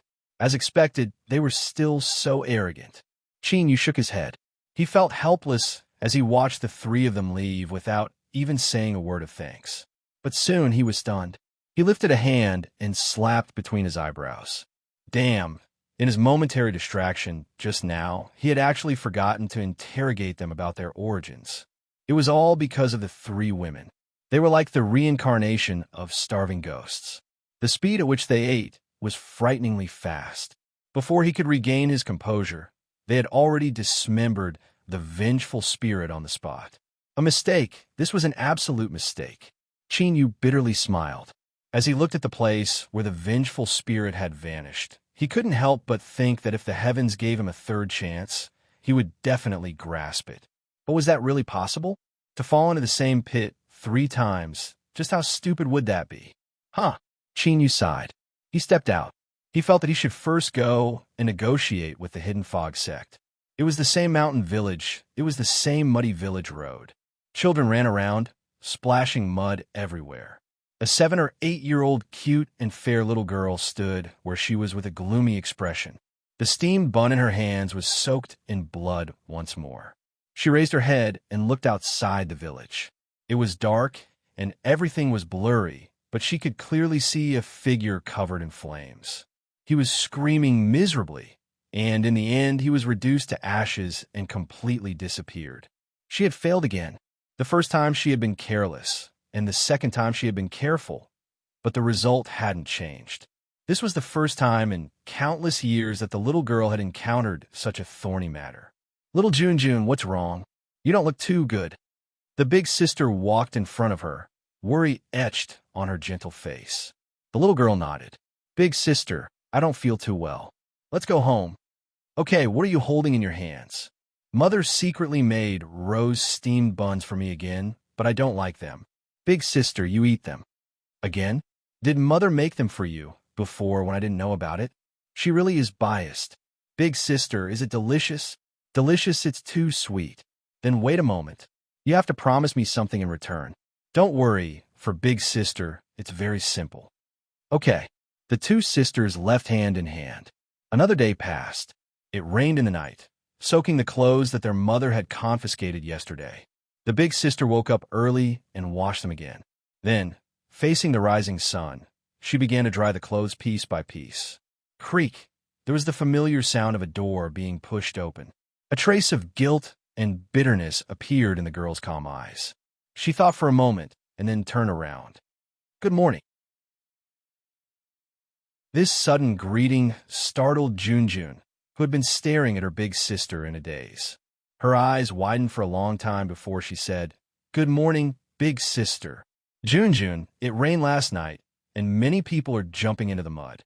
Do you want to go with big sister? Okay. I love playing games with big sister the most. The little girl seemed to relax. Wait for me to dry the clothes. The big sister turned around. Her eyes drooped, concealing all her emotions. For 3 days, the anticipated attack of resentful spirits didn't arrive. Chin Yu was disappointed and had to endure Mimi's sarcastic remarks. Was it because the humanoid food trap had failed or something like that? Seeing the little guy sucking his fingers and rubbing his stomach pitifully, Chin Yu could only pretend not to hear. Sure enough, hoping that others would fall into the same pit 3 times was a very stupid thing to do. Alas, one wrong step after another. If he could determine the enemy's identity, it would be much easier to deal with them in the future. He had to learn his lesson. Chin Yu bitterly smiled and shook his head. In his soul space, the chattering Mimi revealed an awkward expression and shut her mouth. In fact, she couldn't be blamed. The taste was too tempting. After one bite, she couldn't stop. Humph! It was all Chin Yu's fault.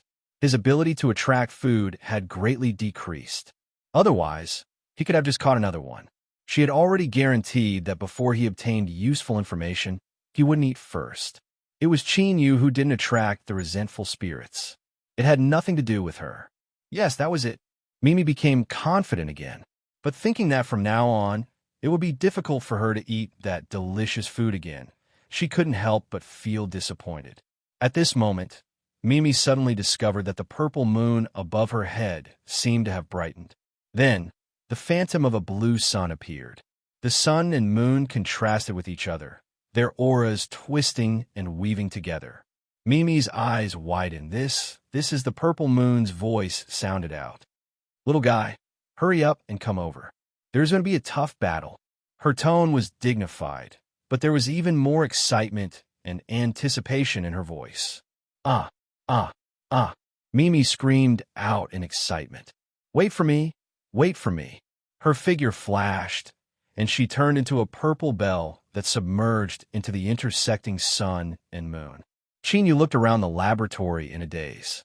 Shadows constantly flowed out from the shadows, and he could feel the increasingly cold air in the air. At this time, there was only one thought in his mind. In this world, there was actually such a stupid and touching existence. The same pit 3 times.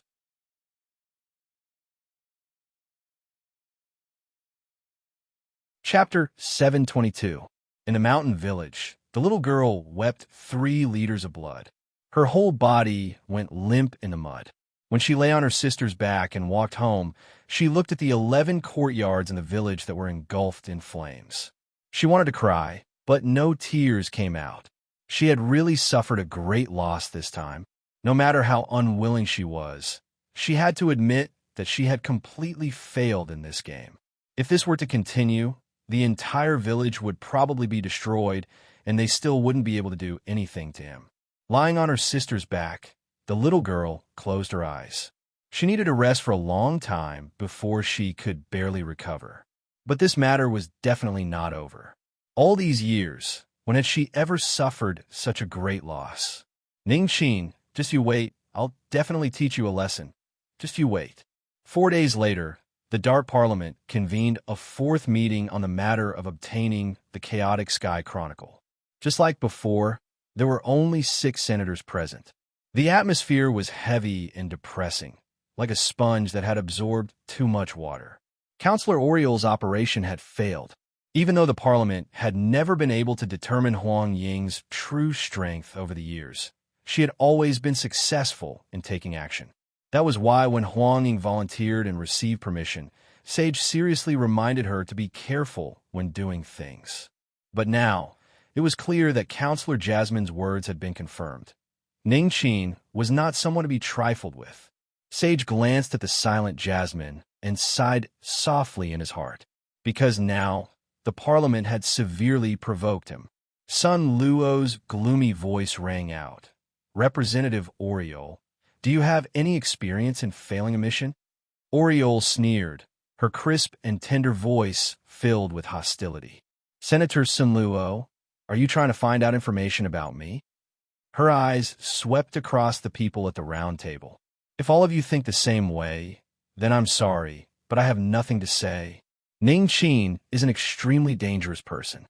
The Parliament has already become enemies with him, so we must eliminate him as soon as possible. Otherwise, he will become a great disaster." This was the Dark Parliament style of doing things. They would not leave behind any extra trouble. The more troublesome the problem was, the more they had to solve it as soon as possible.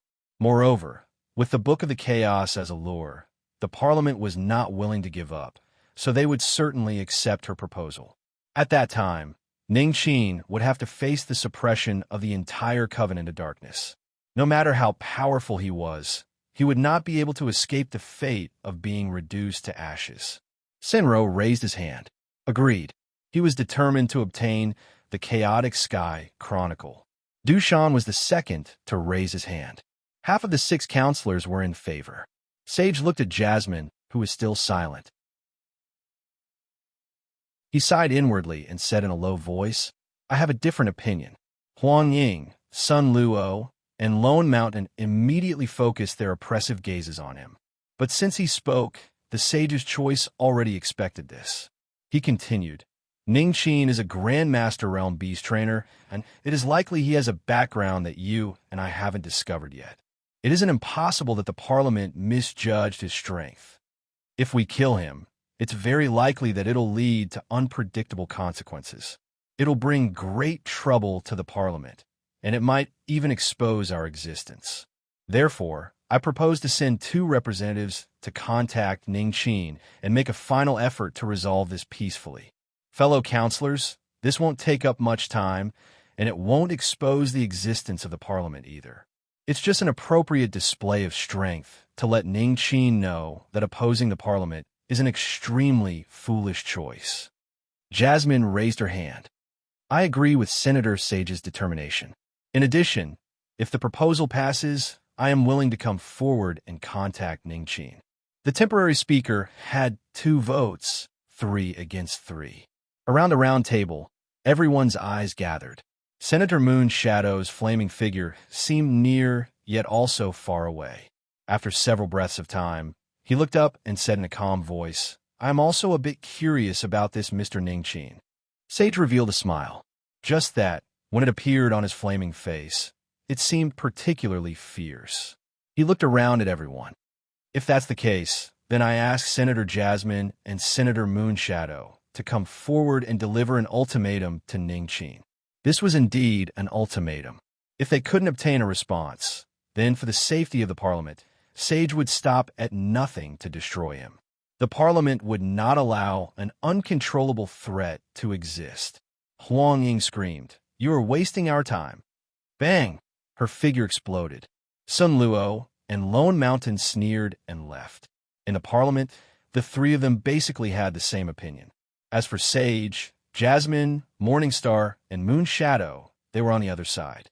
Now that Morningstar wasn't here, with the help of the temporary speaker's 2 votes, they temporarily held the upper hand. But things couldn't be done more than 3 times. This was the 2nd time that Sage had used his authority as the temporary speaker. If he returned without any results, then he would lose the right to speak on this matter. Sage's voice was hoarse. Then, I will leave the following matters to you 2 senators. I hope that you can smoothly achieve your goal. He stood up and bowed. His flaming body returned to the torch. Purple moon, blue sun, and pretty beauty all quieted down after a sumptuous feast. Although they didn't say anything, according to Qin Yu's speculations, they must have obtained tremendous harvests. Those were over 20 vengeful spirits that they yearned for even in their dreams. Qin Yu couldn't help but sympathize with the Dark Parliament senator who had attacked him, the one called Huang Ying. Her losses were indeed great this time. Of course, Qin Yu originally had no way of obtaining this secret information. This was because once a vengeful spirit was asked a similar question, it would directly blow itself up. But the effects of the 3 beauties' blessing were truly amazing. It forcefully helped Qin Yu extract enough information from the fragments of those vengeful spirits. However, Qin Yu didn't publicize matters concerning the Dark Parliament. Through his subtle probing of the hidden Fog sect and Feng Qing, he discovered that this seemed to be a secret organization that hadn't been exposed yet. Perhaps this was the reason why, after they discovered Yun Dai's existence, they tried to use a tactful method to achieve their goal. This was clearly a weakness that could threaten them. Qin Yu had a faint intuition that they would come again. But this time, it definitely wouldn't be Huang Ying again. This was indeed a regrettable matter. Where there were people, there would be rivers and lakes. In fact, another way of putting it was, where there were people, there would be transactions. And transactions would promote the movement of the market, helping money and materials to circulate according to different needs. Not too far away from the Hidden Fog Mountain where the Hidden Fog sect was located, there was a massive city. Every day, countless cultivators entered and exited this city, and a massive amount of goods were taken in and out. On this day, 2 common-looking teams entered the city at nearly the same time. Then, one person from each team found different excuses to leave. But the same thing was that when they left, some people in their respective teams were reluctant to part with them. Miss Jasmine, we will be leaving in 3 days. If you can make it in time, you can come with us. The veiled girl's face was hazy, but just her perfect figure was enough to stir one's soul. She nodded to the several youths and floated away. Mr. Yuing, I will stay in the city for 7 days. My address is, no matter what you need, you could come find me. Thank you, miss, for your good intentions. If there is anything you need, I will. A warm and soft voice came out from his thin lips. He couldn't be considered too handsome, but he had an extraordinary affinity to him. Anyone who saw him would feel close to him from the bottom of their hearts. Stepping off the carriage, the man waved his hand and walked away. An hour later, the veiled girl and the surprisingly amiable man met in a common-looking shop. The two of them didn't look at each other, but they had already determined that the other was the person they were waiting for. Thus, when they walked out of the shop, they stood side by side. Senator Ewing, I've already completed my task. I wonder if you're ready? Senator Jasmine, don't worry. We will soon be able to see Mr. Ningqin. The two of them stopped. In front of them was an intersection filled with surging streams of people. They stood on the side of the road, illuminated by the beautiful patterns of the street lamps. They were like two silent stones in a flowing river. Anyone that walked past them would subconsciously retreat a certain distance away. So, although the two of them were outstanding, there wasn't a foppish playboy like in the stories where a love-struck girl came forward to strike up a conversation.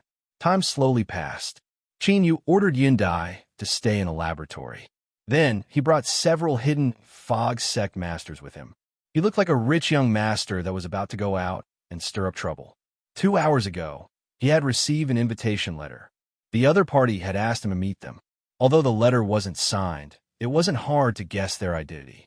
After hesitating for a moment, Qin Yu decided to meet them. If possible, he didn't want to have another enemy with unfathomably deep strength. Of course, he had to make the necessary preparations. Qin Yu didn't want his head to be separated from his body because of a moment of carelessness. An hour before he left, someone from the Hidden Fog sect had already arrived at the appointed location and met with the two messengers. The other party must have guessed this and was willing to openly appear. Although that didn't mean they didn't have any ill intentions, it was at least a kind of attitude.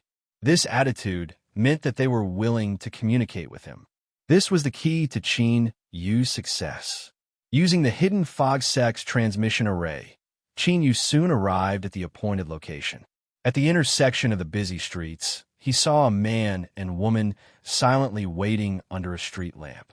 It was unknown what method the other party used, but they also discovered Qin Yu's arrival at the same time. They looked up and nodded in greeting. The Hidden Fog sect master touched his chest and solemnly guaranteed that once he received any external attack, it would automatically activate. It could resist several all-out attacks from those below the divine Tao. Qin Yu took a deep breath. He stepped onto the appointed time and walked towards the intersection. At this time, there were over a dozen Hidden Fog sect cultivators scattered around the intersection. They were all waiting with rapt attention, ready to attack at any moment. When he was several steps away from the street lamp, Qin Yu stopped. He cupped his hands together and said, "My name is Ningqin. I have come by invitation." The man and woman across from him looked at each other. They bowed in return. Jasmine, Moon Shadow greets Mr. Ningqin. Powerhouses deserve to be respected. Qin Yu smiled. What virtue or ability do I have? This is the first time I have come into direct contact with the parliament, and yet 2 senators have come in person. I am truly honored.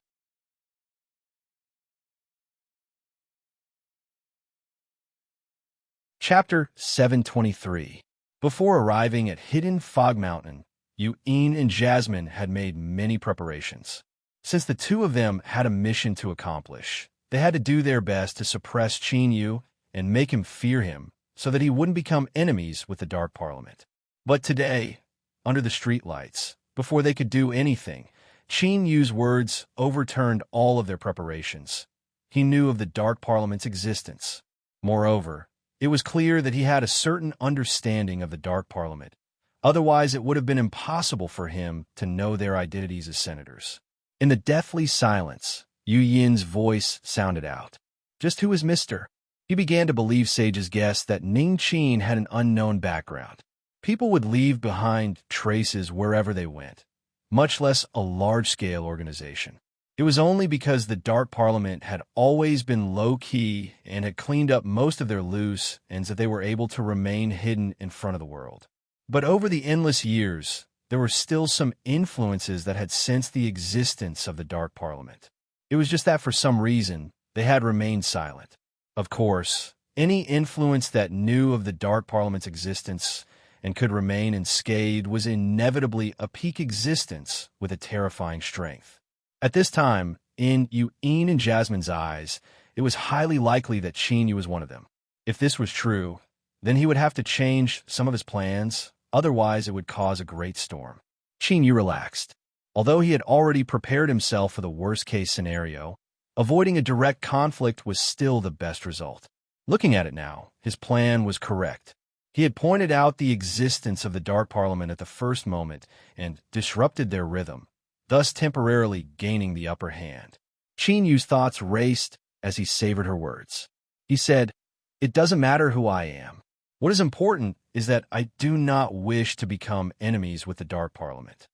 Jasmine said, "But Mr. has already stood on the opposite side of the Dark Parliament. The one who attacked first wasn't me.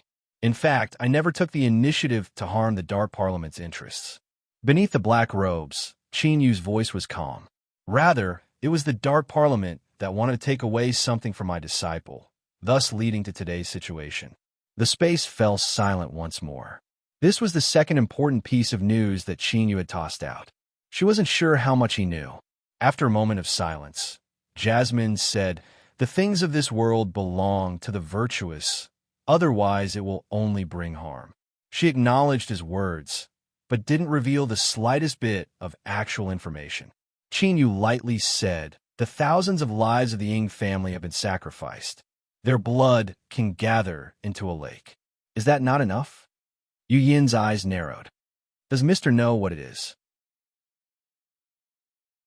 Book of the Chaos. His tone was flat, as if he was talking about a stone or a piece of rubble. There was a long silence under the streetlight. Yu'in and Jasmine exchanged glances with each other and confirmed each other's thoughts. The person in front of them must have come from some top-notch power, or he must have an extremely high position. Otherwise, he would not have the qualifications to know such secret information.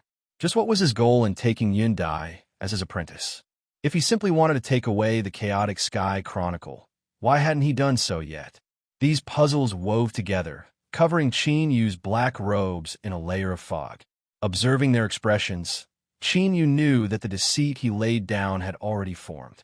Now that the hearts of these two people were shaken, this was the best time to take another step forward. "Counselor Yuing, Counselor Jasmine, this Ning is an old friend of the Ying family. That's why I'm protecting his bloodline, the only remaining descendant of his bloodline in this world. If the Parliament is willing to stop, this Ning will be very grateful." After giving them an explanation, he seemed even more profound and unfathomable. "I apologize, but the Chaotic Sky Chronicle is extremely important to the Parliament. We will not give up on it." Jasmine had a dignified expression. She refused without hesitation. "Since Mr. isn't willing to reveal his identity, then we can only rely on our own methods." Yu'in nodded. "Next time we meet, I hope Mr. will take care of yourself." Their hearts were heavy. If the Parliament wanted to achieve their goal by protecting Yun Dai, there would inevitably be conflict with the influence behind him. Great waves were about to rise. Qinyu sighed inwardly. Indeed, this matter wouldn't be resolved so easily. As Yu'in and Jasmine were about to leave, a voice sounded out from beneath the black robes. "Counselors, please wait a moment." Yu'in and Jasmine looked over. "Is there something else Mr. Ning Qin wants?" Qinyu said, "I have a proposal. I hope that we can resolve this matter in a gentle manner so that there won't be too much of a disturbance." Jasmine's eyes flashed. "Mister, please speak." Qinyu said, "I will help the Hidden Fog Sect participate in the Beast King War of the Seven Sects. If the Hidden Fog Sect wins, then the Parliament will no longer disturb my disciple. How about it?" This was the proposal he had truly prepared after careful consideration. He was gambling that the Dark Parliament would agree. Yu'in seemed near yet far. His voice seemed to come from the horizon. "Mister, are you serious?" Qinyu nodded. "If I fail, then I will offer up the Chaotic Sky Mirror with both hands without any complaints." Jasmine deeply looked at Qinyu. "This matter is not something that the two of us can decide. I ask Mister to wait for a moment." I will give you a reply within 3 days. Qin Yu smiled. Take care. Under the street lamps, Yin and Jasmine turned and left. Their figures merged into the flow of people and soon vanished from sight. Qin Yu's forehead was covered with beads of sweat. That seemingly peaceful exchange just now had actually been filled with danger. He even suspected that if it weren't for him continuously revealing shocking news that surpassed the Dark Parliament's expectations and brought them into his own rhythm, he feared they would have violently attacked him just now. Up until now, the Dark Parliament had always hidden themselves from the eyes of the world. They were absolutely familiar with killing people to silence them. Luckily, there hadn't been any accidents in the end. Moreover, there had been some extra harvests. It seemed that in the eyes of the Dark Parliament, he had a great background behind him. This wasn't difficult to detect from Yin and Jasmine's actions. If so, then even if he did something despicable in the future, the Dark Parliament would have some misgivings when they attacked him. This could be considered an additional guarantee for their own safety. Letting out a deep breath, Qin Yu turned and left. Not too far away, he saw several infatuated gazes of Yin and Jasmine. He wryly smiled and shook his head. These people had been attracted by the appearance of the two senators, but they likely didn't know that they had just been standing at the mouth of a volcano that was about to erupt.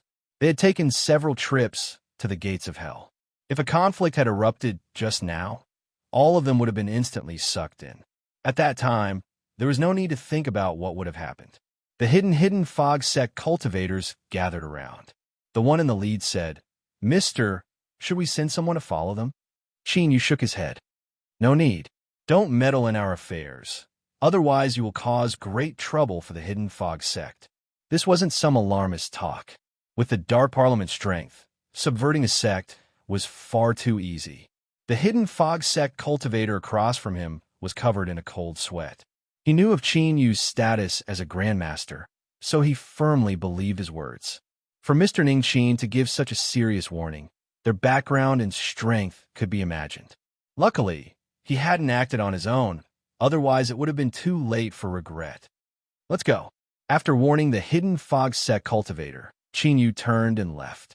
He was only worried that these people would act recklessly and cause a misunderstanding in the Dark Parliament, ruining all of his hard work today.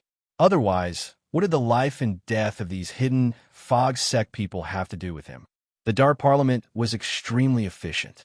The next day after their meeting, Qin Yu received a reply.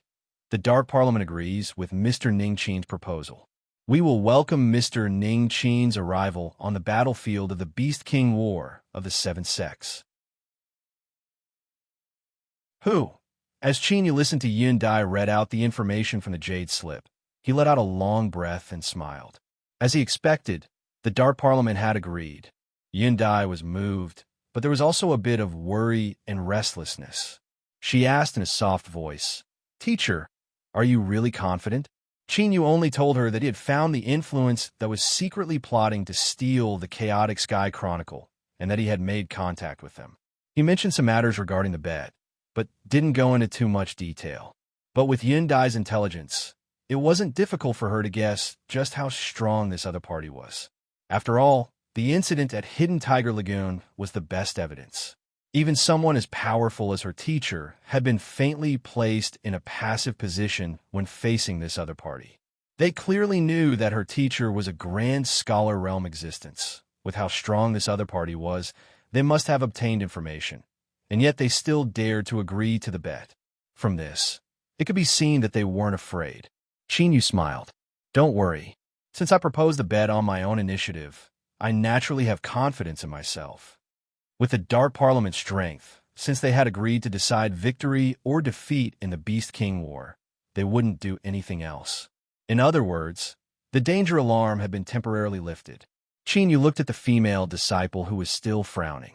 "There's no need to think too much. You've been thinking too much these past 2 days. Go back and rest well." Qin Yu's confidence allowed Yun Dai to relax a little. "Yes, teacher." She respectfully bowed and turned to leave, a resolute look on her face. Towards her teacher, she was filled with gratitude. If she could win the bet, that would be the best result. Even if she lost, she wouldn't hold any resentment towards her teacher. But those people could forget about obtaining the chaotic sky chronicle. At worst, she would die, and this supreme treasure that could seize the good fortune of the world would be destroyed along with it. Being family had lost thousands of lives, so why would she fear death? As Qin Yu watched Yun Dai's back fade away, he could feel the firm and resolute will within her thin body. Praise lit up in his eyes. When a person walked through the world, how could they not hold on to their bottom line? This was also the case for him. Thus, he was even more satisfied with this female disciple he had casually accepted. Of course, Qin Yu wouldn't stare blankly on as Yun Dai stepped onto the road of mutual destruction. This was because his previous stance wasn't just to comfort Yun Dai. The Dark Parliament was indeed powerful, but with the little blue lamp in his hand and the super strong attributes of the Chaotic Sky Chronicle, it wouldn't be difficult for him to roll over a grand scholar on the path of beast trainers.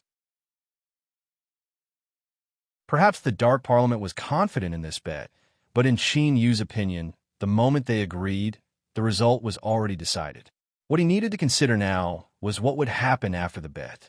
If the Dark Parliament decided to go back on their word, how would he deal with them? After all, the so-called influence behind him simply didn't exist at all. After thinking for a long time, Qin Yu let out a deep breath and suppressed all his thoughts. Since there was no solution to this matter right now, he might as well wait and see. Perhaps there would be a favorable turn in the future.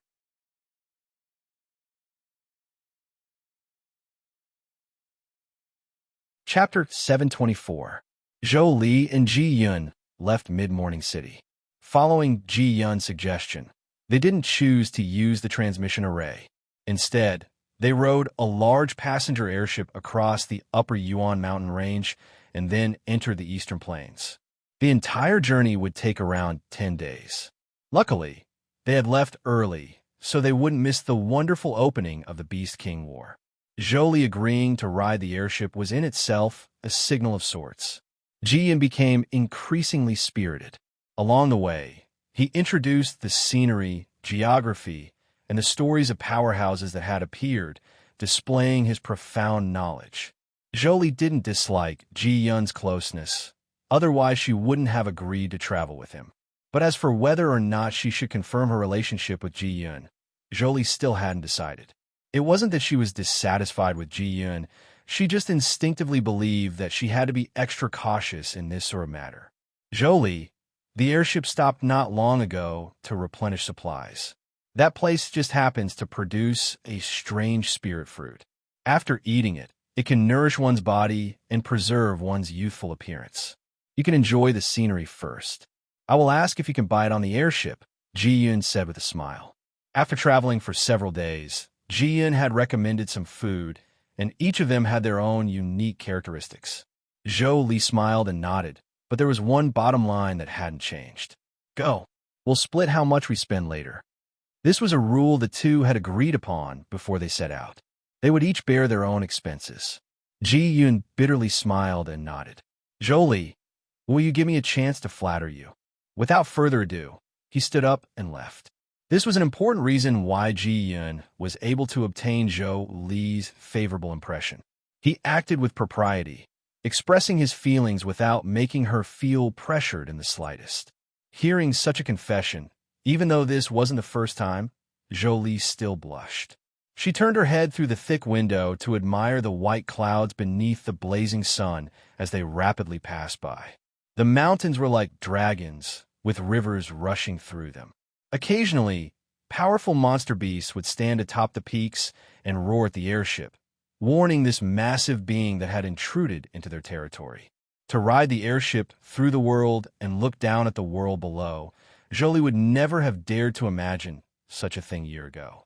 But now, as she sat on the airship, she suddenly felt as if everything around her was a beautiful and illusory dream.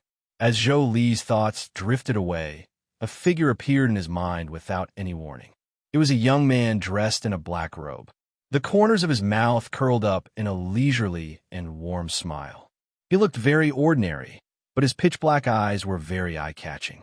Zhou Li instinctively wondered when he had seen this scene. It was like the time when she returned home from herding and saw him sitting on a chair, talking to her grandfather. It had clearly only been a matter of a few months ago, but now that he thought about it, it actually seemed especially long ago. She had now changed her fate and become a true cultivator. As for him, perhaps he was still ordinary and would continue to be ordinary in the future. Decades later, she would be the same as she was today, but he would be old and frail, or struggling on a sickbed, or dying amidst the cries of his children and grandchildren, and then turning into soil. Jolie pursed his lips and suppressed the tumbling thoughts in his mind, because right now they were no longer in the same world. She raised her head, looking at Ji Yun, who was walking over. His handsome face shone with self-confidence and a high-spirited aura, full of vitality. What Ji Yun didn't know was that a large part of the reason Jolie was so close to him was because of his soaring and enterprising aura. The man she fancied had to have great ambitions in his heart and work hard to win his future. He absolutely wouldn't be a mediocre person. Jolie, our luck is really good. There are only 2 fruits on the flying boat, just enough for us to enjoy. They aren't expensive, only 50 spirit stones each. Eat them while they're fresh. Once we get off the flying boat, you can pay me back. Okay. The high-level figures of the hidden fog sect left the laboratory one after another. Although they tried their best to suppress it, they still revealed happy expressions. He was truly worthy of being at the Grand Expert realm. His actions were truly extraordinary. Not only was he able to reverse the backlash in a short period of time, but the Dark Star Ice Serpent had also taken another step forward. In this Beast King War, the Hidden Fog sect was sure to amaze the world with a single brilliant feat if they could obtain the final victory. Their harvest wouldn't just be fame. The conflicts between the 7 sects were mostly resolved in the Beast King War. This meant a massive amount of wealth and harvests. Because of this, when Mr. Ning Qin mentioned that he wanted to keep the sect treasure for self-defense, the Hidden Fog sect master hadn't even furrowed his eyebrows before agreeing. This caused the elders who thought the sect master was a coward to have a whole new level of respect for him. As long as they could be on good terms with Mr. Ning Qin, what was a mere treasure? They had sent over 7 blue wonder flowers that the sect owed him. They had heard that Mr. Ning Qin had asked for a one exchange, so now they had to follow his wishes. Everyone, the Beast King War is about to begin. We need to leave. The Hidden Fog sect master's sharp eyes swept around the hall. This time, my Hidden Fog sect will surely stand out amongst the 7 sects. Yes, sect master. Elders left one after another. They would carry out a series of preparations according to the plan. Soon, only the Hidden Fog sect master was left in the hall. His expression became tranquil, and his eyes became gentle. After a long period of silence, he stood up and left the hall. After several steps, he stood high in the skies. He looked down at the entirety of Hidden Fog Mountain, as if he wanted to imprint everything here into his mind. Traces of reluctance, pain, and helplessness appeared in the depths of his eyes. But soon, he took a deep breath and closed his eyes. When he opened them again, there was only determination left in the Hidden Fog sect master's eyes. After this matter, the Hidden Fog sect would no longer be shackled. They would be reborn. Half a day later, a giant flying boat shot into the skies. Beneath the gazes of countless Hidden Fog sect cultivators, it howled into the distance. Yundai sat by the window. It was rare that she wasn't reading or studying. Instead, she propped up her chin and casually looked out at the passing scenery.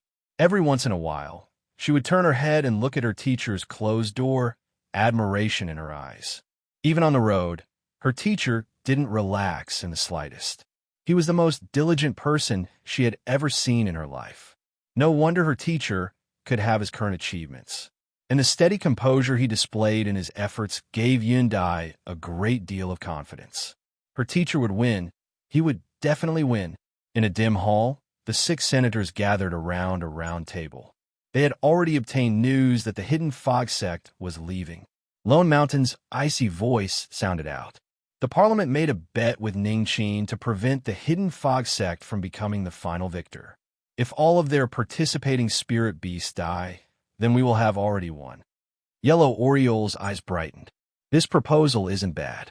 Limitless smiled, his laughter dark and gloomy. Perhaps we can give it a try. Sage lightly said, the reason the Parliament has been able to hide until today is because we keep to all of our promises. This is the only reason those who know won't mention it and prevent the Parliament from being exposed. If our team's Qin Yu breaks his promise today, then no one will ever trust us again. Do the 3 senators want to see this happen? Lone Mountain coldly sneered. He rarely spoke, but he was actually the most radical member of the Parliament. But what Sage said was right. After he fell silent, this proposal was directly pressed down. Sage continued to say, fellow senators, the Parliament has already made preparations. Even if Qin Yu is a true grand expert, it is impossible for him to win. We will win the bet fair and square, and then obtain the Chaotic Sky Chronicle. I hope that before then, everyone will remain quiet. This is the respect that should be given to a formidable opponent. The place where the Beast King War was held was a grand city located in the heart of the Eastern Plains. The 7 great sects had fought dozens of times because of this place, but none of them had been able to claim this city as their territory. It was rumored that this city had existed for far longer than the 7 great sections. There was a massive secret hidden beneath the earth. Whoever could obtain this secret could become the true master of this vast plains. And the name of this city was Dragon City. Above the city gates, there were 2 large characters that had been eroded by the passage of countless years. The edges had become blurry and indistinct. But if anyone stood beneath the city gates and looked up, they would feel endless awe in their hearts. It was as if the person who left behind these words in the past had poured a bit of their own spiritual will into them, allowing them to endure the passage of countless years. Legend has it that in ancient times, a large number of dragons were suppressed in Dragon City, and they were ordered around by the original rulers of this world. But later, for some unknown reason, the rulers vanished without a trace, and the dragons in Dragon City also disappeared overnight. Ji Yun said, his face filled with emotion. Jolie was shocked. Her eyes became incomparably bright. This world was far vaster than she had imagined. The more she came into contact with it, the more awe she felt. As she listened to Ji Yun's narration, she looked at the words Dragon City once more. Her vision blurred for a moment before a magnificent picture slowly unfurled in front of her. She saw a great golden dragon.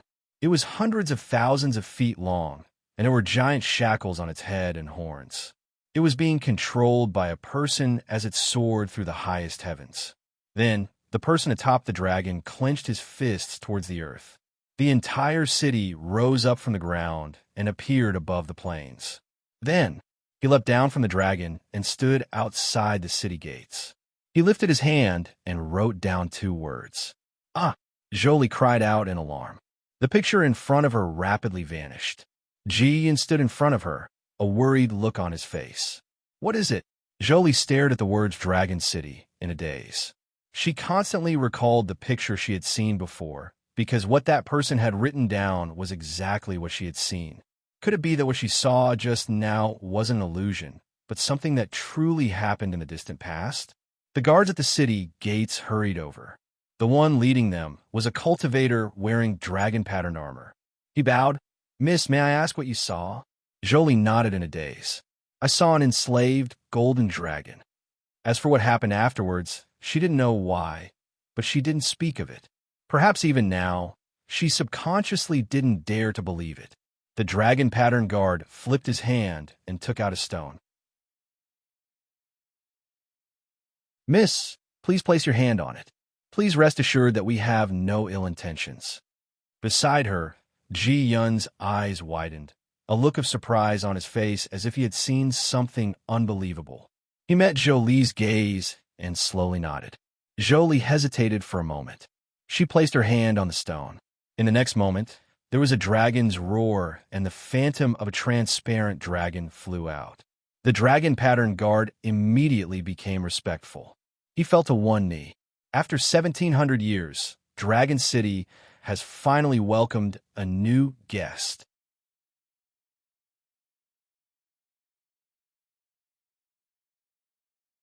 Chapter 725.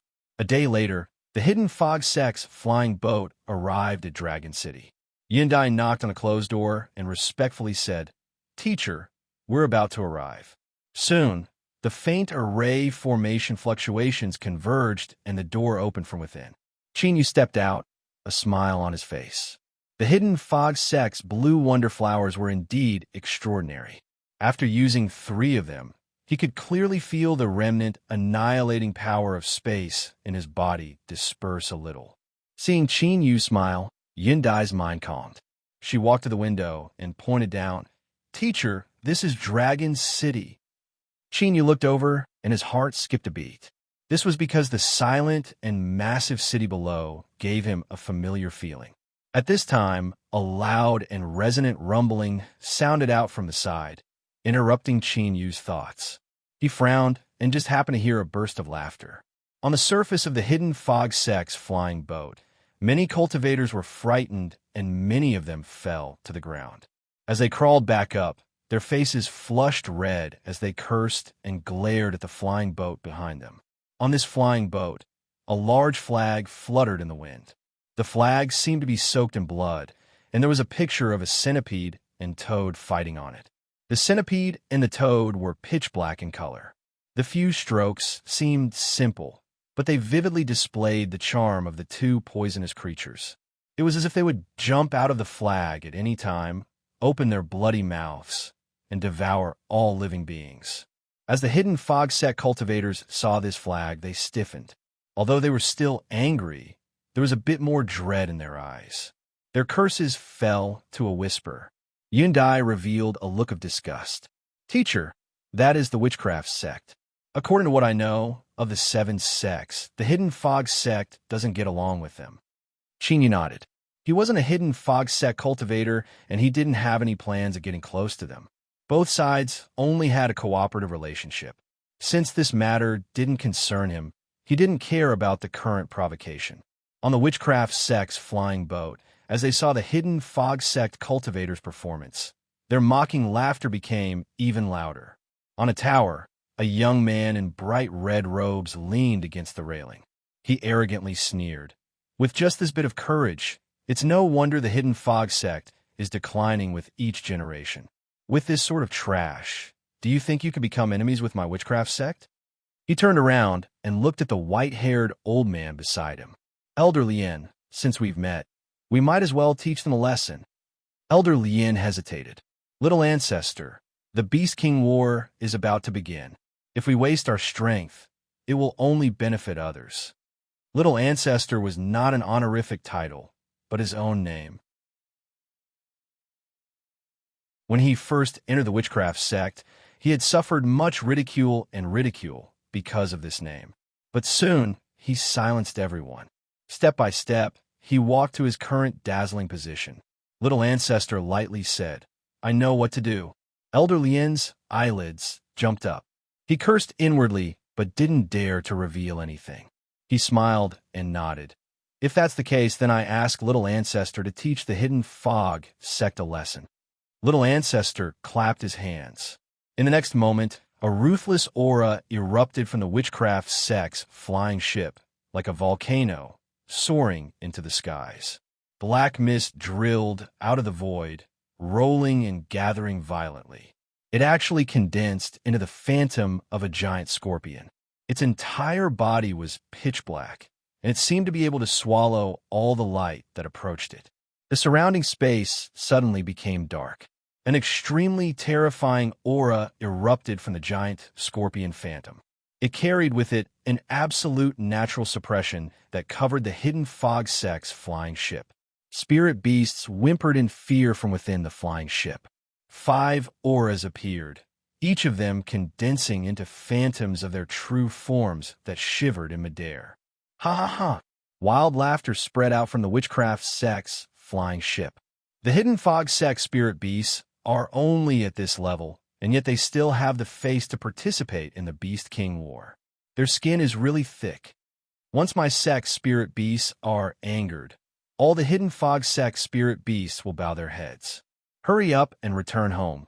Otherwise, you'll lose even more face in the arena. Fellow Taoists of the hidden fog sect, you should understand that my sect is doing this out of good intentions. This is all so that you won't lose face in front of everyone. Taunting voices sounded out. Spurred on by strength, they rumbled out in all directions. Within Dragon City, a massive number of cultivators had already discovered the confrontation occurring outside the city. All of them revealed excited expressions. Every time the Beast King War opened, the various sects would pressure each other in an attempt to suppress each other's confidence before entering the arena. But today, before they even entered the city, the Hidden Fog sect and the Witchcraft sect had already begun fighting.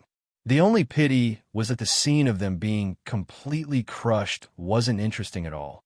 It said that the 7 great sects of the Eastern Plains are about the same in strength. But seeing it with my own eyes today, I know that the rumors are far too exaggerated.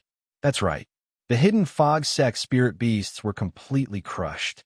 From this, it can be seen that there's a great disparity between their overall strength and the Witchcraft sects. I once heard that the Hidden Fog sect is declining day by day and is no longer at the peak of their strength. Now, it seems that those rumors are true. Buzzing sounds of discussion spread out. The people on the Hidden Fog sect's flying ship all paled, and their eyes blazed with anger. Eyes gathered on the tower. Before they even entered Dragon City, the Hidden Fog sect had been ruthlessly humiliated. The high-level figures of the sect wouldn't sit idly by. Yin Dai's face tightened. Although she wasn't a Hidden Fog sect cultivator, her teacher was also on this flying ship. As some ugly words fell into her ears, anger began to rise in her heart. "Teacher," Qin Yu smiled. He waved his hand. "Wait a little longer. Without any benefits, why would he help the Hidden Fog sect? As for the Dark Star-Eye Serpent, it was their spirit beast to begin with. If you can control it, then feel free to do so." Soon, there was a knock on the door. Yin Dai quickly opened it, and Elder C and Rome Wei entered. "Mister, I ask that you help restore the Hidden Fog sect's face." Elder C took out a storage treasure. "This is my sect's extra reward for Mister." It was their own spirit beast, yet they had to ask others to control it. This was simply the greatest mockery. But no one in the Hidden Fog sect dared to express any dissatisfaction. Qin Yu nodded, "All right." This simple and direct response caused Yin Dai's face to heat up.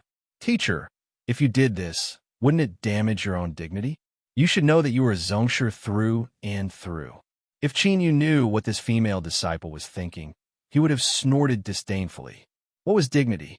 Could it be eaten or drunk? Anyone who cared about face was an idiot. There was nothing more practical than obtaining something in their hands. Elder C was overjoyed. "Thank you, mister." Even after being extorted, he still had to act gratefully. Yin Dai lowered her head. Teacher was truly fierce.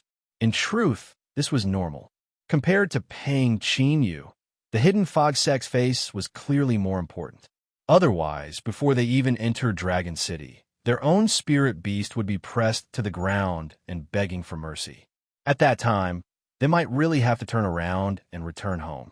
Qin Yu gently stepped forwards. Somewhere within the flying boat, a pair of giant eyes opened in the darkness. Elder Lien glanced at little ancestor's expressionless face and sighed inwardly. Not only had he crushed the Hidden Fog sect, but he had also torn off their faces and trampled on them without revealing the true strength of the giant scorpion. The sect master naturally wouldn't blame him for this. Rather, he would be even more satisfied with little ancestor. No wonder this young man had always been arrogant in his actions, but he had gained the sect master's trust more and more. In the future, he might even have a chance to become the next leader of the Witchcraft sect. Little ancestor's methods are exquisite. After today, the Hidden Fog sect will never be able to raise their heads in front of my sect again. Little ancestor sneered inwardly. Since he had taken action, he naturally had full confidence in himself. Now that he had knocked the Hidden Fog sect to the ground, he could take advantage of this opportunity to stop. This way, Others wouldn't be able to see through the depths of the giant scorpion. But at this time, little Ancestor's heart trembled. He fiercely looked up, his pupils shrinking as he stubbornly stared at the hidden fog sect's flying boat. Roar! A deep roar sounded out. The temperature between the heavens and earth crazily fell. Icicles appeared in the air, pulled by an invisible strength. They formed the phantom of an incomparably massive spirit beast in the skies. Darkstar Ice Serpent. It opened its eyes. The witchcraft sect's giant scorpion spirit beast phantom wailed, as if it had suffered a fierce attack. Black energy scattered in all directions, and the giant scorpion phantom rapidly shrank. Its body lay flat on the ground, no longer possessing any of its previous ferocious momentum. Good. The suppressed cheers of the hidden fog sect's flying boat soared into the skies. But the Darkstar Ice Serpent's attack didn't stop here. On the surface of the witchcraft sect's flying boat, a thin layer of icicles began to form. The flying boat's array formation began to revolve, and it was greatly affected. Its speed rapidly dropped, as if it had been frozen in midair and thrown off. The hidden fog sect master calmly said, "I thank fellow Taoists of the witchcraft sect for making way." A powerful cultivation poured into his words. Every word rumbled like thunder, stirring up winds and clouds that swept out in all directions. In that moment, everyone subconsciously looked at the flying boat with awe in their eyes. On the witchcraft sect's surface tower, little Ancestor's complexion darkened. He angrily coughed and was about to attack when he heard a light voice in his ears. "Whatever, let them go first." Little Ancestor bowed. He was normally overbearing and ruthless, but he wasn't without a brain. He could naturally guess the reason. The sect master didn't want to expose too much of his strength here. Humph! The hidden fog sect, once they entered the arena, they would settle the score. The situation instantly reversed. The jeering and questioning voices came to an abrupt end. As the flying boat approached Dragon City, cultivators began to draw back on their own initiative. I knew that if the hidden fog sect can stand proudly above the Eastern Plains, then they definitely aren't weak. That's right, that spirit beast that appeared last was able to freeze the witchcraft sect's flying boat with just its aura. Its strength is simply terrifying. Humph! I think that the hidden fog sect has been forced to take out their trump card ahead of time. I fear that once they enter the arena, they will be targeted by the other 6 sects ahead of time. After all, that last spirit beast clearly controls ice attribute supernatural powers. Even so, the hidden fog sect hasn't lost any face. As for what the final result will be, it will be decided in a single battle. On the flying boat, the hidden fog sect cultivators held their heads high and chests out. At this time, no one dared to underestimate them. At the window of the tower, Chinyu had a calm expression. He didn't care about the situation that had been reversed. As he looked at the giant city, a familiar feeling appeared once more. As he approached, it became increasingly strong. But it was clear that this was Chinyu's first time here. So why did he feel a sense of familiarity towards this strange city? As he got closer, he could clearly see the towering city gates. Chinyu looked down. Then, the 2 large characters on the city gates were like meteors falling from the heavens, carrying with them an indescribable impact that directly impacted his mind.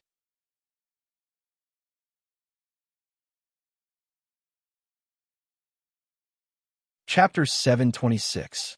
At this moment, Chinyu felt his line of sight rapidly rise. After passing through layers of fog, he saw a fierce battle taking place. A towering giant stood in the endless sea. He held a black iron staff in his hands as he fought a golden dragon. The giant golden dragon's body was hundreds of thousands of feet long. Every scale on its body seemed to be burning with golden flames. As it moved through the sea, its giant body stirred up billions of tons of seawater, forming a terrifying wave that connected the heavens and the earth as it rumbled towards the giant. "Ha ha ha! Come!" The giant wildly laughed. He raised the black iron staff in his hands, and his body began to grow. In the blink of an eye, he was 100,000 feet tall. From top to bottom, it was like a mountain range crashing down from the highest heavens, crashing into the waves and splitting them in half. Woo! The golden dragon mournfully cried out. Its massive body sank to the seabed. The giant took back the black iron staff and leapt into the sea. In midair, he emitted a thunderous roar. From today onwards, the dragon bloodline of this world will be my slaves. Images flashed. The golden dragon's horn and dragon head were wrapped in giant shackles. The other end was held in the giant's hand as he rode it through the highest heavens. Heavenly winds were like sabers, cutting down on man and dragon. There was the sound of metal colliding and sparks splashed out, but they weren't harmed in the least. Stop resisting. Otherwise, I will not spare you. I will make sure that your dragon tribe vanishes from this world. The golden dragon beneath the giant roared. It flew out of the range of the heavenly winds, sorrow in its eyes. Ha ha ha! The giant laughed. Today, I will build a great city to be the dwelling of the dragon race. In the future, without my orders, no one is allowed to take a single step out. Pulling on the shackles, the golden dragon dived down. Soon, a vast plain appeared in the giant's line of sight. The giant grasped a hand and then pulled backwards. With a loud rumble, the earth trembled and a city rose up from the ground. This city will be built for your dragon bloodline. Let's just call it Dragon City. The giant leapt down from the dragon's back and stood in front of the city gates. He drew a finger in front of him, and in the blink of an eye, the words Dragon City appeared above the city gates. At this time, the giant suddenly turned around. His eyes seemed to pierce through the barriers of space and time, making Chinyu feel as if they were looking at each other. After pausing for several breaths of time, the giant grinned and said in a gratified tone, I don't know how many years have passed, but you've finally arrived. I hope. The following words seemed to be erased by some strength. Chinyu watched as Dragon City rapidly rose up in his line of sight, turning into a beam of golden light that hurtled towards him. His feet swayed and he grabbed onto the windowsill. Yundai was admiring the majesty of Dragon City, but as she saw this, she was startled and hurriedly supported him. Teacher, what's wrong? Chinyu shook his head. It's just that I've consumed too much of my energy during this period of time. It's fine. A calm voice sounded out, causing Yundai to feel a little more at ease. But she couldn't see the shocked face beneath the black robes. The giant who had fought against the golden dragon and subdued it was none other than an ancient race being. To think that this dragon city before them was constructed by an ancient race being. This was truly a place that was used to suppress and imprison the dragon race. Could it be that he found it familiar? However, what did the last sentence, I've finally waited for you, mean? In his soul space, a golden key floated in the air. It wasn't complete. It was only the tip of the key. This was the dragon city that had crashed into him just now. It was also because of this that Chinyu was sure that what he saw wasn't an illusion. This was because the aura of the ancient lingered around this damaged golden key. It was so strong that it caused his mind to tremble. As for how strong it was, Chinyu didn't know. But it shouldn't be difficult for it to shatter the heavens and earth with a single punch. But even though Dragon City still existed, the ancient race that built it had vanished without a trace. Had they left? Or had something happened that he didn't know about? The flying boat began to descend. Even though it was one of the 7 great sects, it still had to maintain a certain level of respect towards Dragon City.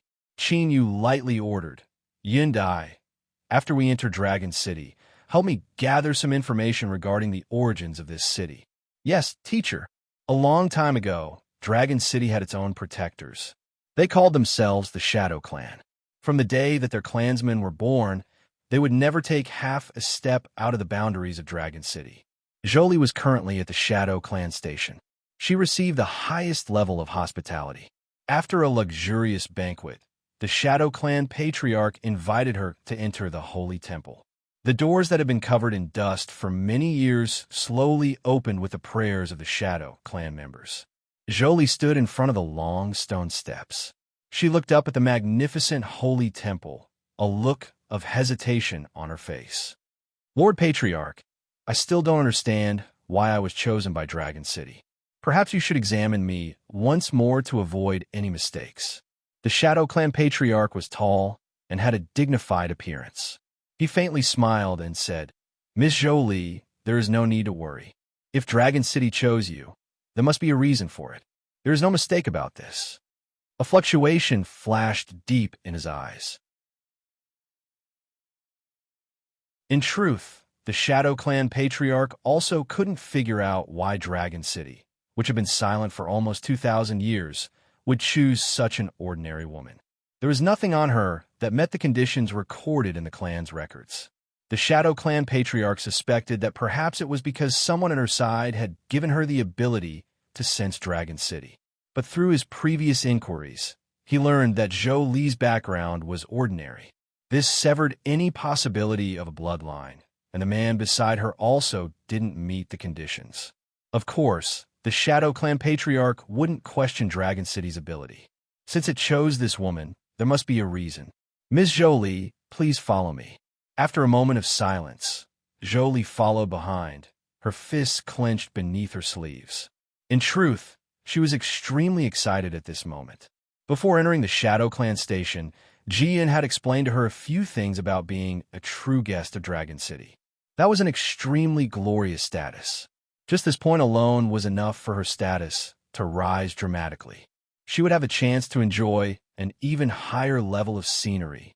After walking down the long stone steps, the Shadow Clan patriarch stood at the entrance of the holy temple and respectfully bowed. He stood up and solemnly said, Miss Jolie, please enter the holy temple. No matter what happens, there is no need to panic. Afterwards, bring out the things you took. Jolie took a deep breath. She nodded and stepped inside. With a single step, she vanished from sight. An hour later, Jolie was wrapped in an invisible bubble. She had already fallen unconscious, and the slender phantom of a dragon was faintly discernible between her eyebrows. The Shadow Clan patriarch revealed an envious look. He carefully and respectfully placed her to the side and then looked at the things Zhou Li had brought out. There were a total of 3 items, a drop of dragon blood, a dragon soul, and a dragon tooth. The Shadow Clan patriarch's face flashed with surprise. He knelt towards the holy temple and said, Thank you for bestowing upon my clan's highest saintess. May your light shine forever. Quietly, the great doors of the holy temple closed. Yin Dai had used the hidden fog sect to complete the task her teacher had given her in the shortest time possible. She had organized the information and read it out to her teacher. He never took the initiative to look up the contents of the jade slips. This was her teacher's habit. She was well aware of this. Qin Yu leaned back on a soft sofa, nearly sinking into it. His eyes were slightly closed, and his expression was light and unfathomable. Around an hour later, Yin Dai placed down the last jade slip. Teacher, it's all here. I have already told the hidden fog sect to continue searching. If there are any more harvests, I will immediately inform you. Qin Yu nodded. I understand. He rubbed the point between his eyebrows, relieving the sore discomfort that came from overexerting himself. Yin Dai had announced a great deal of information regarding Dragon City, but there wasn't anything he wanted to find. All of the records only stated that Dragon City had existed for an extremely long period of time, but there was no mention of the people who built it. There were only 2 possibilities for this. Either too much time had passed, and the matters of ancient times had disappeared in the long river of history, or someone had deliberately erased the information from that period of time so that current cultivators couldn't investigate it. Qin Yu wasn't sure which possibility it was. He needed more information before he could make a judgment. There was a knock on the door. Yin Dai glanced at her teacher. Qin Yu put down his hand and nodded. Yin Dai quickly walked to the door. She opened it and bowed. Greetings, Lord Sectmaster, Elder C, Mr. Roanway. The hidden fog Sectmaster had a gentle expression. May I ask if Mr. has the time? We have an important matter to attend to. Yin Dai drew to the side. Teacher is resting. Please enter. Greetings, Mr. The 3 people from the hidden fog sect bowed. Qin Yu restrained his emotions. His voice was calm. Sectmaster, May I ask why you have come to visit? The hidden fog sect master said, I have just confirmed some news. Yesterday, Dragon City, which has been silent for almost 2,000 years, actually sensed something again and selected a new guest. His face flushed red, and there was a trace of excitement in his voice. It just so happened that the information Yundai read just now had a description of this matter. Qin Yu's thoughts stirred. He knew why the hidden fog sect master was so excited. The Shadow Clan is going to hold an auction? Yes. The hidden fog sect master took out a dragon-patterned jade archive. We have already received an invitation from the Shadow Clan. One day before the Beast King War begins, they will officially hold an auction. Every time a new guest appeared in Dragon City, they would have the qualifications to be entertained by the Shadow Clan and take out true treasures for the Shadow Clan's holy temple. And according to the rules of the Shadow Clan, they couldn't keep these treasures for themselves. They had to sell them all in an auction. That was why this auction was held. Yundai received the Jade Archive for her teacher. She probed it with her divine sense and soon finished reading it. There was very little information inside. Besides the plainly worded invitation, there were only descriptions of the 3 treasures. That's right. The only things that had the qualifications to be recorded in the Jade Archive were items taken out from the Holy Temple. Dragon blood. It contained a boundless vitality. It could increase a cultivator's lifespan and improve their physique. In theory, it had the ability to repair all mortal wounds. Dragon's soul. After a great dragon died, it would leave behind a soul fragment. Because it contained the essence of the entire dragon soul, a cultivator could fuse with it and cause a qualitative change in their soul and greatly increase their cultivation. Dragon teeth. A great dragon's hardest tooth. It was a transcendent treasure for refining. If a grandmaster was asked to forge it into a dragon tooth sword, its might would be unparalleled. Beneath the black robes, Qin Yu's eyes brightened. Besides the dragon teeth, the dragon blood and dragon soul seemed to be tailor-made for him.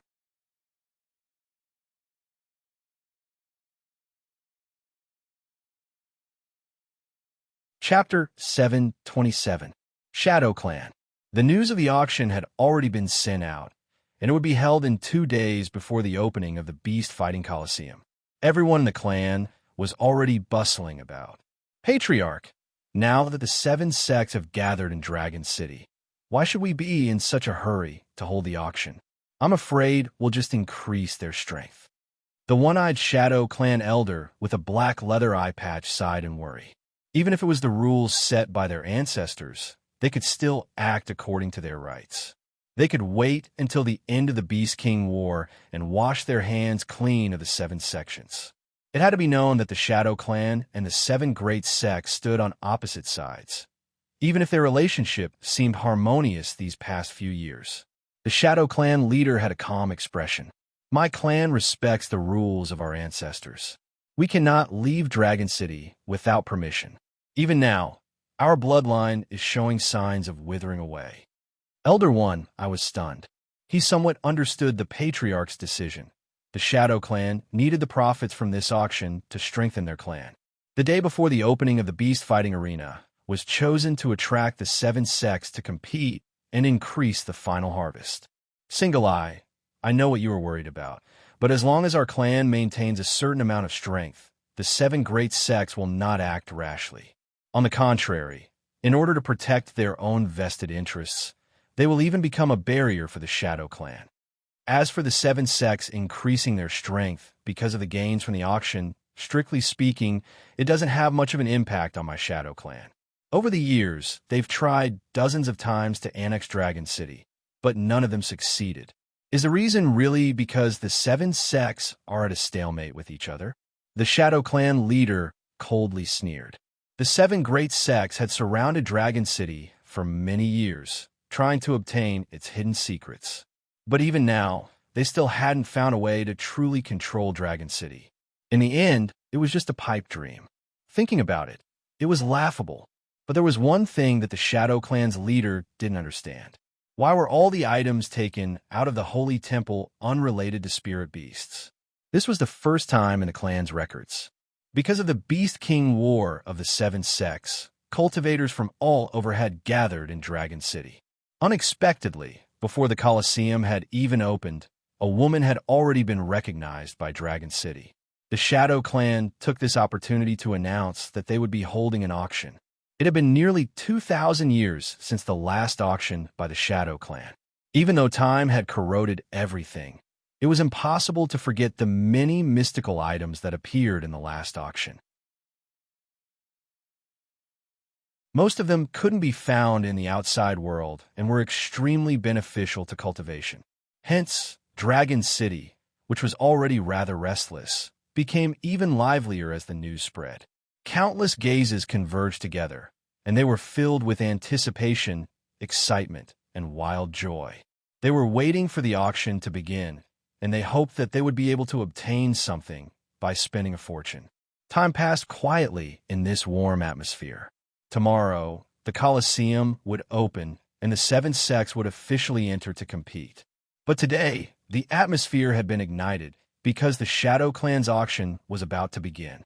A moment after the hidden Fog Sect master led the high-level figures of the sect away, another figure quietly left.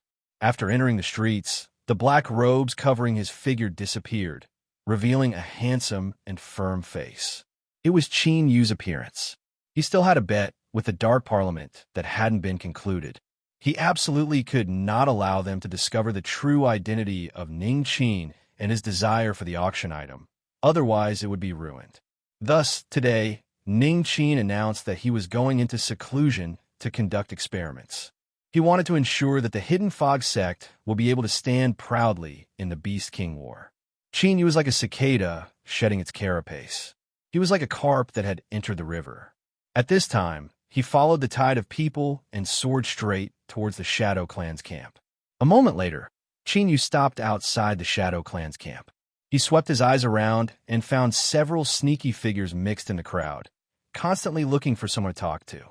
Qin Yu's lips curled into a smile as he walked towards one of them. After a while, he returned with a white jade archive in his hand. He handed it over to a Shadow Clan guard. After the guard inspected it, the guard moved to the side. From start to finish, he glanced sideways, as if he hadn't seen Qin Yu's purchase process. The Shadow Clan were also people, and they needed to eat. And where people needed to eat, how could they not have a yellow ox? Obtaining an invitation jade slip was a very simple matter. Jolie had already accepted the fact that she had become the Shadow Clan saintess. This was because she had carefully confirmed that she hadn't suffered any losses. In fact, because of the Holy Temple, she wasn't restricted by the Shadow Clan's ancestral rules and had the qualifications to freely enter and exit Dragon City. As for the Saintess, because of the existence of Dragon City, she had an extremely high status. To this day, she had received congratulatory gifts from the seven great sects, many of which were precious. This was the embodiment of status. Thinking back, Jolie still felt that this was all an illusion. If it weren't for Ji Yun being by her side, she would have suspected that this was a dream. How had she suddenly become the Shadow Clan's saintess? She lifted a hand and traced the point between her eyebrows. There, the phantom of a dragon was faintly discernible. Ji Yun swept his eyes over her and guessed her thoughts. He smiled and said, "Jolie, this is a fortuitous encounter in your life. Feel at ease and accept it." At the start, he had been a bit worried about how he would be accepted by his family. He had chosen an ordinary woman, but now this problem had been easily solved. If he could marry a Shadow Clan saintess, a woman with a draconic aura, his father definitely wouldn't oppose it. Jolie nodded. Ji Yun had helped her a great deal that she was able to understand the changes in her status so quickly. But her complexion remained light, and she didn't say anything. Ji Yun forced a smile. "Jolie, I didn't mean to hide it from you. It's just that when I leave home to cultivate, my family forbids me from revealing my identity." At the Shadow Clan's grand banquet, Jolie had eaten the same spirit fruit that Ji Yun had bought on the flying boat. With her intelligence, how could she not know that this fruit was incomparably precious? Thus, she discovered the truth that Ji Yun had been concealing all this time. Although she wasn't angry, she was actually a bit gratified and happy. But because of a woman's face and modesty, she had to maintain a cold demeanor. Ji-yin was well aware of this, so he didn't panic.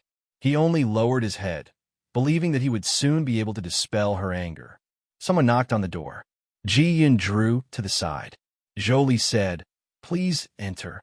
The Shadow Clan maid stepped in. Her voice was extremely respectful. "Your Highness Saintess, the Patriarch has asked me to invite you. The auction is about to begin." Jolie nodded. "All right, I understand." She stood up and subconsciously took a deep breath. Waves tumbled in her heart. Not too long ago, the shepherdess of a mountain village in a side courtyard was now standing on a stage she had never dared to imagine. And today would be the highest level scene she had ever encountered in her life. But Jolie believed that this wasn't the peak, but the beginning of her dazzling future.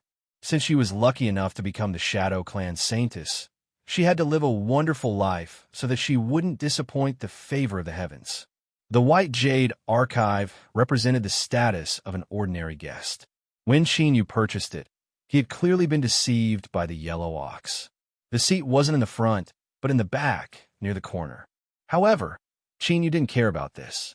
After finding his seat, he sat down and closed his eyes to meditate. Because he had set out relatively late, and also because he had spent some time buying the invitation, not long after he sat down, the surrounding noise quickly subsided. The Shadow Clan's auction had begun. Xinyu opened his eyes, a sharp light flashing deep within them.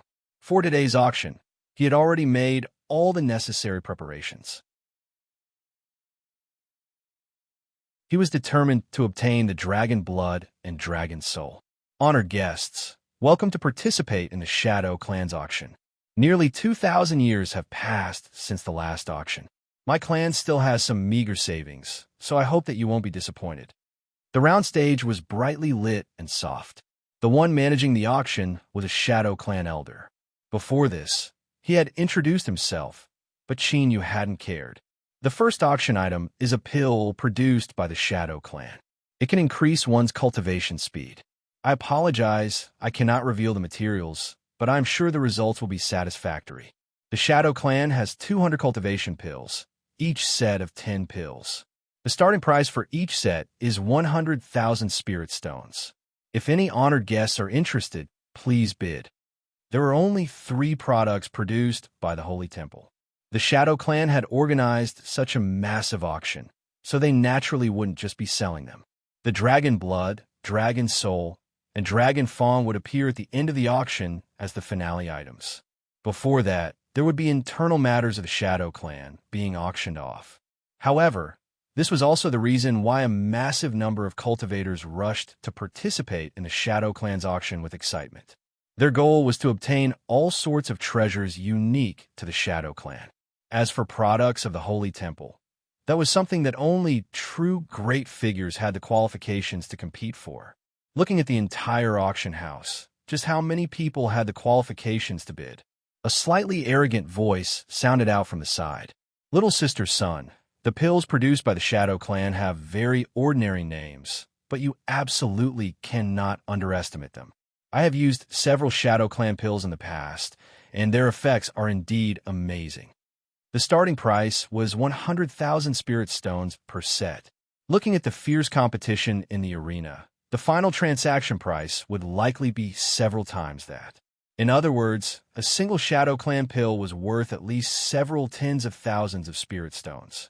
If this young Master Li could eat several of them for cultivation, it could be seen how rich he was. Several surrounding cultivators couldn't help but look over, their eyes filled with shock and flattery. Those that came to participate in the auction didn't necessarily want to buy something, but rather spend some spirit stones to broaden their horizons. For instance, in this corner, 7 or 8 out of 10 people were simply spectators.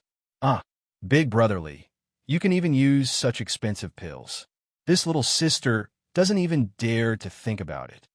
The female cultivator surnamed Sun's mouth fell open, her face filled with shock. Young Masterly saw everyone's reactions. He pretended to be calm and smiled. "It's just a minor matter, not worth mentioning." He sighed. If it weren't for the fact that I angered the old man some time ago and cut off the family's food supply, I would have definitely bought a set and given it to little sister's son as a gift. The female cultivator's surnamed son was moved. Everyone's eyes changed once more, revealing awe and reverence in their eyes. To casually give away a gift worth several 100,000 spirit stones, this was beyond their imaginations. Young Master Li's eyes swept over the silent Chinyu from the corner of his eyes. His complexion became a bit ugly. He had moved away from his little sister's son, and when he mentioned swapping places with this person, this should have been a minor matter, but he had been directly refused. Thinking of this, young Master Li's eyes became increasingly unfriendly. He put on a fake smile and said, "Fellow Taoist, would you like to participate in the auction? In any case, I am preparing to bid for an item as a gift for little sister Sunday." Everyone had seen the small disturbance of swapping places just now. They knew that young Master Li had done this on purpose to make this person lose face. Chinyu was expressionless. If there is something suitable, I might bid for it. Oh, this fellow was stubbornly holding on and not willing to lower his head.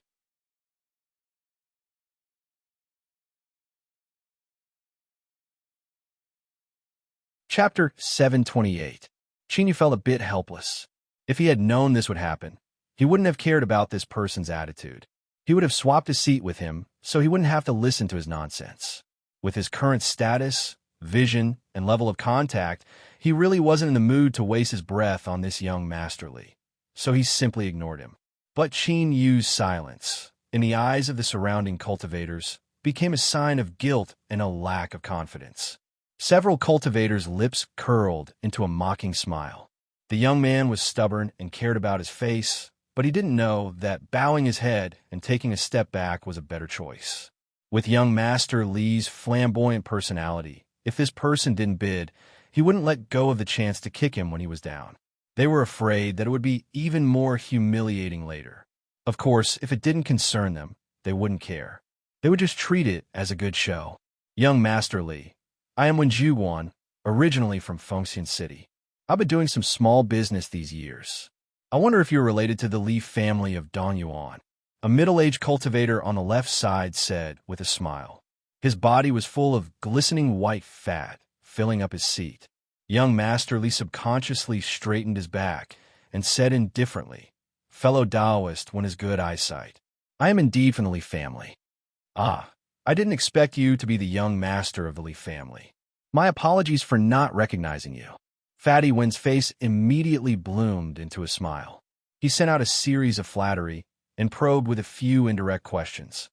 "Oh, fellow Taoist Wen knows Brother Lien. Then we are not strangers. I grew up with him, and we have a good relationship." Young Master Li's tone was calm, as if he suddenly realized something. In reality, he was bragging, but his skill in acting was so good that no one could tell. Young Master Li was indeed from the Li family of Dongyuan, but he was only from an unremarkable branch. Li Donglian was the second son of the direct bloodline. He had only seen him from afar a few times during ancestral worship. In other words, young Master Li would not know who he was standing in front of Li Donglian. Fatty Wen looked excited, as if he had found a leg to lean on and tried to curry favor with him. The others around also swarmed over like flies. For a moment, young Master Li became the center of the corner. Even though everyone lowered their voices, flattery still filled the sky. The female cultivator surnamed Sun's eyes shined. Looking at her expression, her maiden heart had long since become dizzy, floating away to who knew where. Chinyu's lips twitched, and he simply closed his eyes. What the eye doesn't see, the heart doesn't grieve over. He had come here for the final treasure to begin with. He had no interest in the other Shadow Clan treasures. But soon, a strange feeling arose in his heart. That was because he had learned the foundation of the East Root Li family from everyone's conversation. The Li family's patriarch was a powerful cultivator. In his early years, he had befriended a certain beast trainer. Afterwards, that beast trainer soared into the heavens and now had an extremely high status within the Hidden Fog sect. In consideration of their old friendship, he looked after the Li family and supplied the Hidden Fog sect with some supplies, allowing the Leaf family to have their current status. As for the beast trainer that everyone was so secretive about and filled with awe when he was mentioned, his surname was Roan. In the hidden fog sect, if they weren't wrong, then there was only Roan Wei who had a high status and was also surnamed Roan. What a coincidence. But now, Roan Wei already had thoughts of leaving. Perhaps it wouldn't be long before the Leaf family would no longer receive the care of the hidden fog sect. At that time, this young Master Leaf feared it would be difficult for him to be in such high spirits like he was today. The auction was filled with climaxes. The Shadow Clan had indeed put out many good things, causing everyone to compete for them. But this didn't have much to do with this small corner. Under the increasingly admiring gazes of the crowd, young Master Li won a Shadow Clan accessory worth 30,000 spirit stones. Although his heart was dripping with pain, he still maintained a calm expression. "Little sister's son, this little toy is for you. In a few days, once my family's anger has cooled down, I'll buy you something better." At this moment, as young Master Li looked at the blushing and bashful female cultivator, surnamed Sun, and the amazed gazes of the crowd, he was filled with satisfaction. The only thing that left him unhappy was that Qin Yu's eyes were closed the entire time, as if he didn't want to see him in the limelight. How hateful! Fellow Taoist, the auction is already more than half over. If you don't make a move now, I fear you won't have another chance. The later the auction items were, the more expensive they were. Once the finale items were brought on stage, it would be time for the great figures to fiercely compete for them. Seeing Qin Yu continue to rest with his eyes closed, young Master Li sneered again and again. "Are you pretending you can't hear me?" Qin Yu opened his eyes. "Thank you for the reminder, fellow Taoist Li. But now, can you be quiet for a moment?" Young Master Li's complexion sank. Calm down, calm down. I can't let this brat anger me and ruin my own image." He suppressed his anger and sat down. He didn't have any interest in speaking and patiently waited for the auction to end. At that time, he would ruthlessly humiliate this brat. Everyone looked at Qin Yu with sympathetic eyes. This young man didn't know the immensity of the heavens and earth. He would definitely lose all face later. No one cared about what was happening in this remote corner. The auction continued and soon reached its climax. Precious items appeared on stage one after another, causing all sides to compete for them. The atmosphere reached a white-hot climax ahead of time. The number of transactions was so shocking that it left the ordinary auction area silent. This was the stage of the great figures. For a single treasure, they could spend trillions and trillions. Even Qin Yu couldn't help but open his eyes. As he looked at the auction stage, his eyes brightened. But in the end, he restrained his desire to make a move. Although he had made ample preparations, the final competition was bound to be fierce. It was best to be cautious. Another Shadow Clan treasure was auctioned off. This was an ancient blue sword. Light surged on its surface, and cracks occasionally appeared within the crystal box it was placed in. This was the damage caused by the invisible sword intent that radiated outwards. Luckily, the crystal box itself was a treasure that had been specially refined and possessed the ability to repair itself.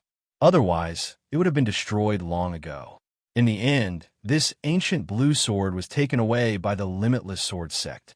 At the same time, it was sold for the highest price of the day, causing countless cultivators in the auction hall to sigh in admiration.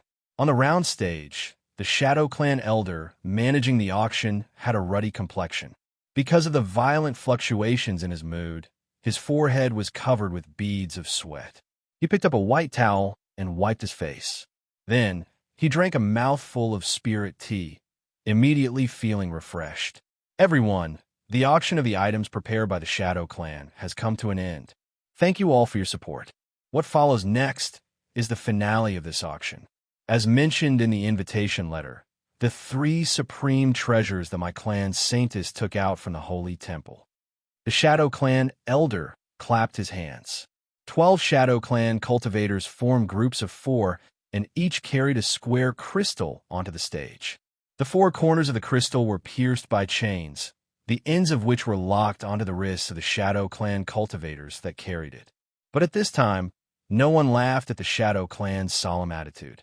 Everyone's attention was drawn to the three crystals. It was a drop of dark red blood, about the size of a knuckle. Just by looking at it, one could clearly feel the boundless vitality contained within. The dragon's soul fragment was a faint golden color. Light flowed on its surface, and from time to time, the phantom of a dragon would appear, emitting dragon roars. The dragon tooth was pure white and around a foot long. This wasn't its true length, but rather its ability to change size. The Shadow Clan elder waited for a moment. Then, he lightly coughed, drawing everyone's attention. Everyone, in the last 2,000 years, Dragon City has only chosen a single guest. I have no idea how many years it will be before the next auction. Items produced by my clan's holy temple have undergone the test of time. Each one is a peerless treasure that possesses inconceivable abilities.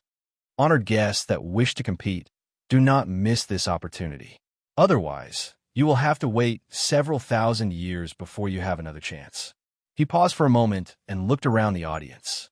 The first auction item is the blood of a true dragon. It possesses an unimaginably boundless vitality and can temper the body, allowing a cultivator to be reborn. In theory, it can repair all injuries sustained by the mortal body.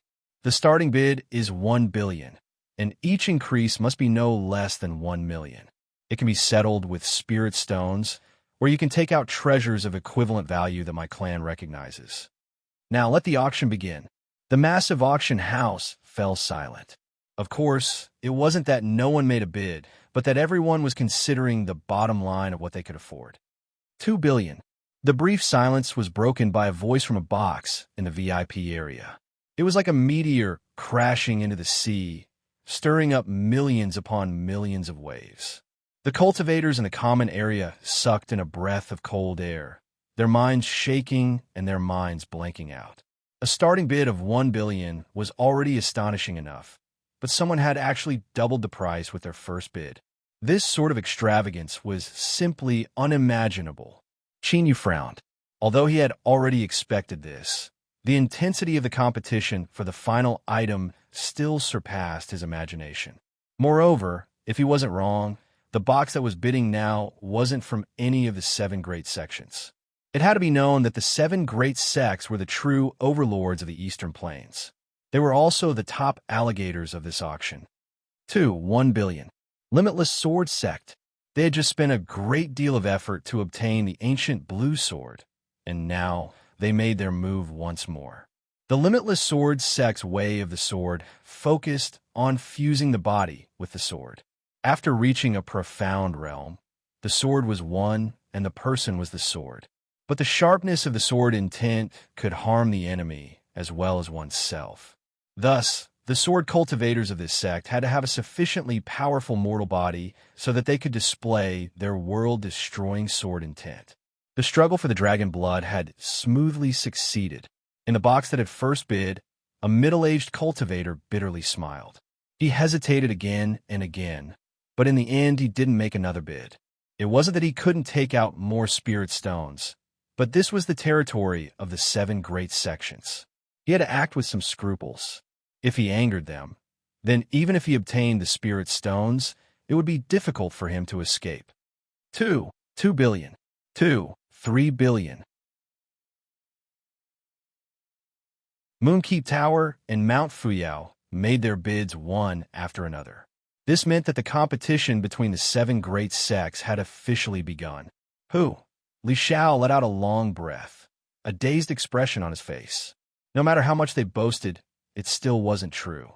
This was the first time he had experienced such a shocking scene. To them, billions of spirit stones seemed like nothing at all.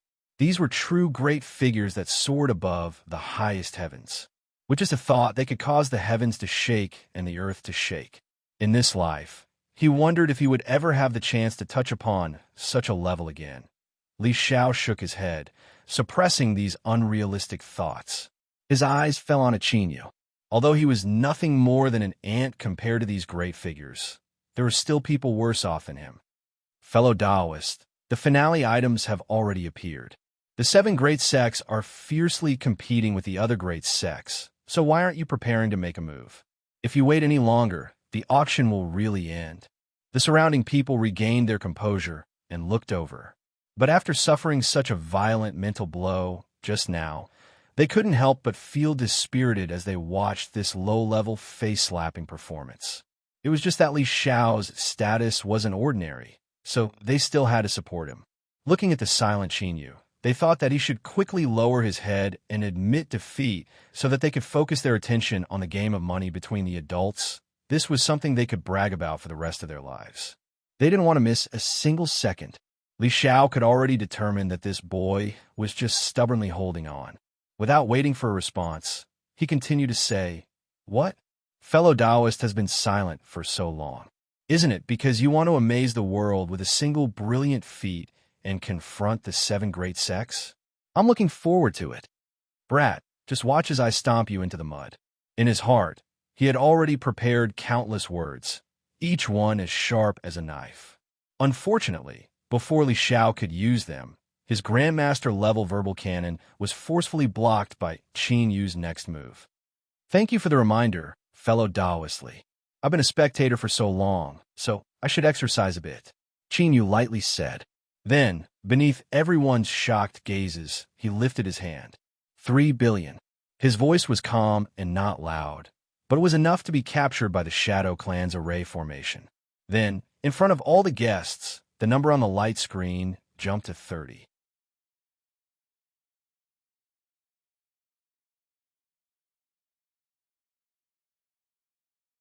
Chapter 729.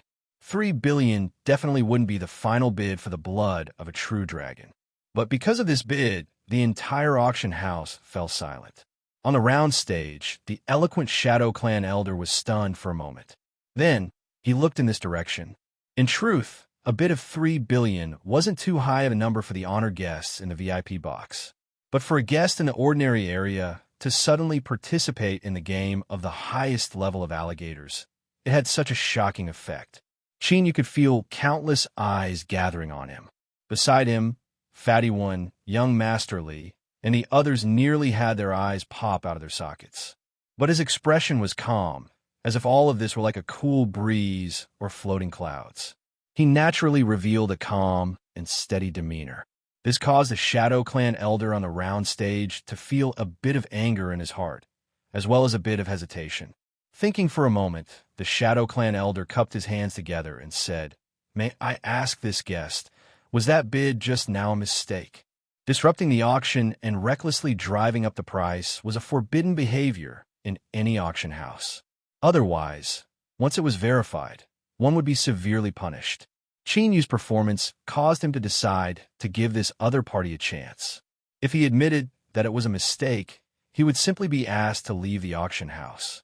But it was clear that Qin Yu was serious. So, beneath the countless eyes that looked at him, he shook his head and said, "It wasn't a mistake." Whoosh! A loud clamor rose up from the mouths of the crowd.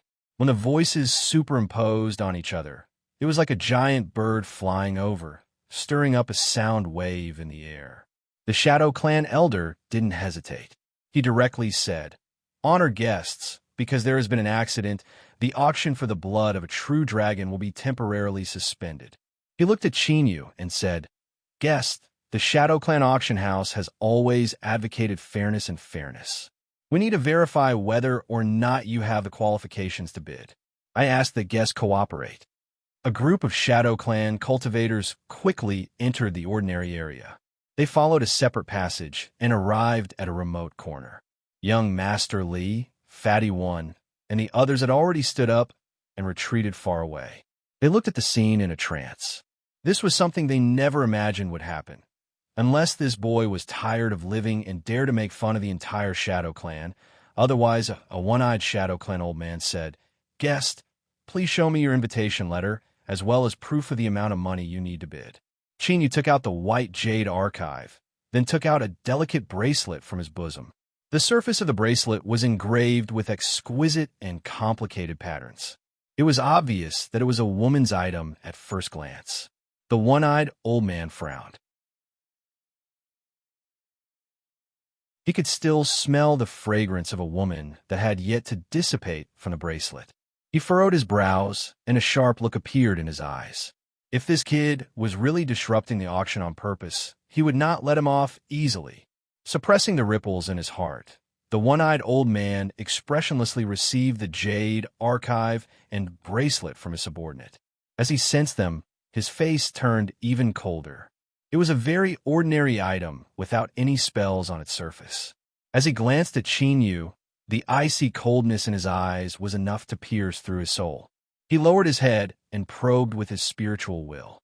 Then, everyone discovered that this extremely imposing and cold Shadow Clan elder seemed to have been struck by a bolt of lightning. He froze in place. His breathing gradually deepened, and his face became flushed. Even his hand that was holding the bracelet began to tremble slightly. Even the slowest person could guess the result. As they looked at Chinyu, the mocking and sneering expressions in their eyes instantly vanished. All that was left was confusion and awe. Such a great figure had actually chosen to sit here. Was this a mistake on the Shadow Clan's part? Or was this person too low-key? But in today's situation, it was impossible to keep a low profile. Li Xiao paled, and his heart nearly stopped beating. As he thought of his actions just now, there was only one thought in his mind. He was courting death. This was no different from courting death. Fatty One and the others that had surrounded him just now, wanting to kneel down and lick his boots, were now hiding as far away as they could. After offending such a ruthless person, this surname Li was finished. Perhaps the entire East Rootly family would be in great trouble because of this. Who? The one-eyed old man let out a long breath and retracted his spiritual will. He looked up at Chinyu, his gaze dignified. Honored guest, I hope that I can take out some of these items to examine. Is that possible? Chinyu nodded. Just take them. I trust in the Shadow Clan's reputation. The one-eyed old man was overjoyed. He cupped his hands together and said, Thank you for your understanding. Please wait a moment. He turned and left. On the round stage, the Shadow Clan elder presiding over the auction said, Honored guests, please wait a moment. The auction will soon continue. Indeed, it was quick. In just a few minutes, the bracelet was returned to Chinyu. The one-eyed old man revealed a friendly expression. Honored guest, I didn't mean to offend you. I hope that you don't mind. Seeing Chinyu nod and put the bracelet away without examining it, the one-eyed old man's smile brightened. He turned and said, Honored guest does indeed have the qualifications to participate in the auction of the true dragon blood. Even though they had already expected this, the slightly noisy auction house still fell silent after receiving the confirmation. Hidden Fog Sect Station. Yundai sat in her room, her expression dazed and her mind in a trance. For hours ago, she had been summoned to the laboratory by her teacher. He had asked her to hand over the storage bracelet and remove all the spells on it. Then, Yundai was stunned. She was brought into the interior of the laboratory, where she saw hundreds of shadow trees densely packed together. No, it was more accurate to say that there were several hundred completely mature shadow trees. Their quality had reached the peak, and their surface was covered with shadow patterns. And the number wasn't too little or too little. It was exactly the same as the number of shadow tree seeds she had found for her teacher 2 days ago after inquiring about the Shadow Clan. Yundai was well aware of what this meant. She was stunned for a long time before she was awakened by her teacher. He helped her harvest all the shadow trees and place them into the empty storage bracelet. Then, she was ordered by her teacher to return to her room to rest. Today, without permission, she wasn't allowed to take a single step outside. Suddenly, the clock in her room began to chime, awakening Yundai. She subconsciously turned to look in the direction of the Shadow Clan. This was the time. Her teacher should have already made his move. Shadow trees were extremely difficult to cultivate. The slightest mistake in the process would cause the seedling to die. And they just happened to be an indispensable item for the Shadow Clan to activate their bloodline. Knowing this, it wasn't hard for Yundai to guess what her teacher's goal in cultivating such a massive number of shadow trees was. Perhaps, including the 7 great sects, None of the influences that participated in the auction thought that before the auction began, someone had already locked on certain items in advance. This was because the shadow trees were a price that no one in the Shadow Clan could refuse. She could only hope that everything went smoothly for her teacher and that nothing happened to him. Those that disturbed things weren't welcome. On the round stage, the Shadow Clan elder managing the auction was instantly all smiles. "Honored guest, please forgive my clan's mistake as well as our previous negligence towards you. If you are willing, please move to the VIP area and continue to participate in the auction." Qin Yu shook his head. "There's no need. Let's continue." Although he was Mr. Ning Qin's secret disciple and not many people knew of him, there was still a certain risk in exposing himself to the eyes of so many people. If it weren't for the fact that he could borrow this identity and use the strength of the hidden fog sect to escape if an accident occurred, Qin Yu would have changed into another stranger and appeared here. The Shadow Clan elder smiled. "Good. Since honored guest doesn't wish to delay, then let the bidding for the true dragon blood begin again." 1 billion. The one who bid was actually from the hidden fog sex box. Qin Yu's lips twitched. But no matter who bid today, they were doomed to return in defeat. The reaction of the Shadow Clan people just now had already confirmed his speculations. Within the storage bracelet, there were 452 mature, high-quality shadow trees. These were the most scarce resources of the Shadow Clan, and scarcity represented a premium price. Unless someone could take out something that could move the Shadow Clan even more than these shadow trees, then sorry, he would have to take the dragon blood and dragon soul. 4 billion, Qin Yu lightly said. He decided that he wouldn't delay any longer and would finish this battle as soon as possible.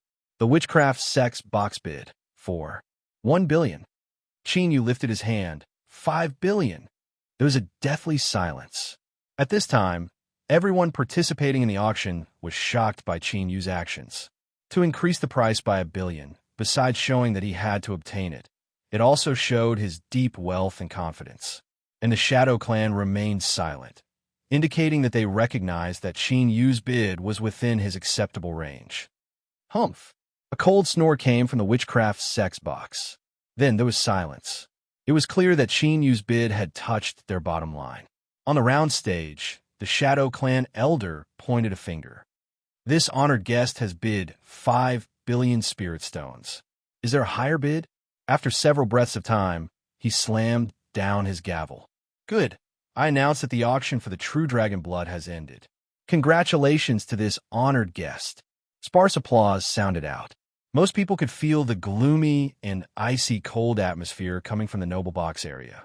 Within the sphere of influence of the 7 great sects, they had been suppressed by an unknown outsider. This naturally caused them to lose all face. The crystal sealing the dragon blood was taken away, and the auction continued. The Shadow Clan elder said, "The second final auction item is a fragment of the true dragon's soul. This fragment may only be the size of a palm, but it is actually condensed from the entire dragon's soul essence. Once a cultivator absorbs and refines it, it can help their soul undergo a qualitative change. There's also a small chance that they will be able to obtain dragon prestige and other secret dragon race arts. The starting price, markup, and transaction methods are the same as the dragon blood. If any honored guest is interested, please make your bid. 5 billion. A calm voice sounded out.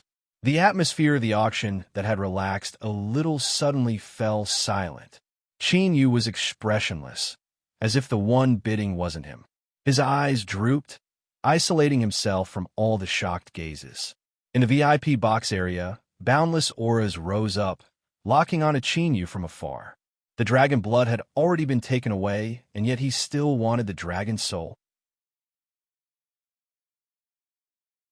Did he really think that the 7 great sects were made of mud? From the witchcraft sect box, the cold voice of the person who just snorted echoed out. "Fellow Taoist, don't you think your actions are a bit too excessive?" Array formation runes appeared around Qin Yu's body. This was the support of the Shadow Clan to ensure the safety of the auction, helping him offset the pressure from the outside world. He bitterly smiled. If he had a choice, he wouldn't have been so aggressive. But he had to take away the dragon's soul. In an auction transaction, the highest bidder wins. I do not believe that my actions are wrong. The Shadow Clan elder said in a deep voice, "Honored guests, please restrain yourselves. If you forcefully disrupt the auction process, you will be blacklisted by the Shadow Clan." After a brief silence, a sneer came from the witchcraft sect box. "Very good. If that's the case, then the highest bidder wins." The witchcraft sect bids 10 billion. The dragon soul was a necessary item to cultivate certain extinct goo insects, so it was impossible for them to give it away like the dragon blood. However, the witchcraft sect absolutely wouldn't pay this 10 billion for nothing. Whoosh! Everyone lowered their voices, their expressions shaken. It was clear that the witchcraft sect was determined to win this bid. The other 6 sects remained silent. It was clear that they didn't want to compete with this price any longer. Chinyu sighed inwardly. If he continued to bid, he would inevitably offend the witchcraft sect. But he had no other choice. He lifted his hand. 11 billion. The entire audience fell deathly silent. From the witchcraft sect box, a cold and gloomy voice sounded out. "You have won." These simple words were spoken without any further words, but they caused everyone to shiver from the depths of their bones and souls.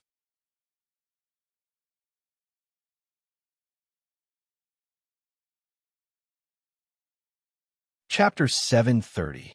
After obtaining the dragon blood and dragon soul, Chinyu didn't participate in the competition for the dragon tooth.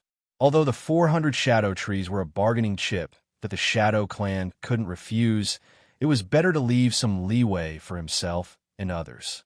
Afterwards, Radiant's Temple appeared and used 3 billion spirit stones to suppress the limitless sword sect, obtaining the dragon tooth.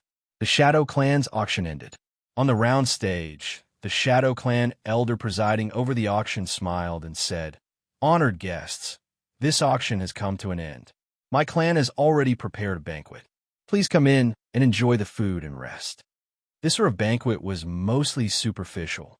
Its true purpose was to remind guests that they should hurry up and leave. With everyone watching, even if someone had evil thoughts in their heart because of face or other scruples, it wouldn't be good to directly leave and chase them down.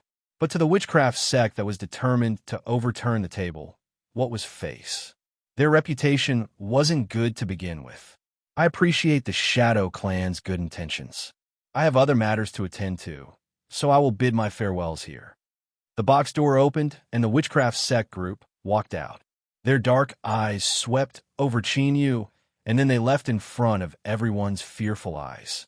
As they looked at Chinyu, their eyes were filled with shock and awe, mixed with some other inexplicable emotions. To be targeted by the witchcraft sect and leave the auction unscathed wasn't an easy matter.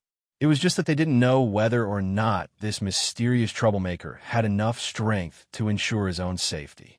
Otherwise, even if they were filled with glory and suppressed the 7 great sects, they would still suffer an incomparably miserable fate. Just thinking about the witchcraft sect's methods caused one to feel a chill run down their spine. The auction began to disperse. Under the guidance of the Shadow Clan cultivators, Chinyu sat in a corner with his eyes closed, as if he didn't realize the dangerous situation he was in. But his silence seemed more like he had a card up his sleeve. After he had crushed everyone just now, no one dared to underestimate him in the slightest. The pale Li Shao fell to his knees and kowtowed several times. Then, with the help of the female cultivator surnamed Sun, he left in a daze. He didn't beg for mercy, because to such a character, killing him was no different from crushing a bug. His life or death could be decided with a single thought. Fatty won, and the others respectfully bowed and then ran away as fast as they could, fearing that if they were any slower, they would be infected with great trouble. When the surroundings quieted down, the one-eyed old man's voice rang out, "Esteemed guest, if you're not interested in the banquet, you can follow me to retrieve the dragon blood and dragon soul you won." With 400 shadow trees, even if Chinyu wanted to take 3 of the Holy Temple's treasures, the Patriarch would likely acquiesce. But he only wanted to take 2. This restraint caused him to value Qin Yu even more. Qin Yu opened his eyes and stood up. All right. Naturally, he would not attend the banquet. The one-eyed old man gestured with his hand, guiding Qin Yu forwards.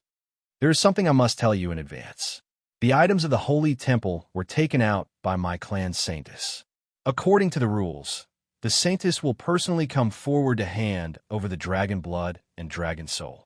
She was the first person to be acknowledged by Dragon City in the past 2,000 years.